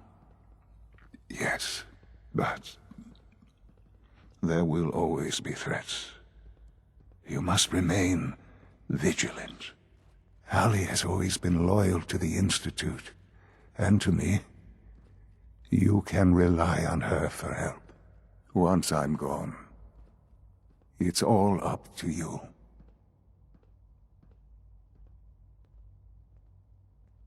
I'll do my best. I know you will. Don't worry about me. You need to look ahead. Focus on the future. Our time together has been strange, hasn't it? I spent years wondering what you were like. Thinking about all we missed out on. I want you to know that I'm grateful for the time we've had. I'm glad I found you. As am I. Thank you. Mother, you've helped a boy achieve his dreams. I think I think I'd like to sleep now.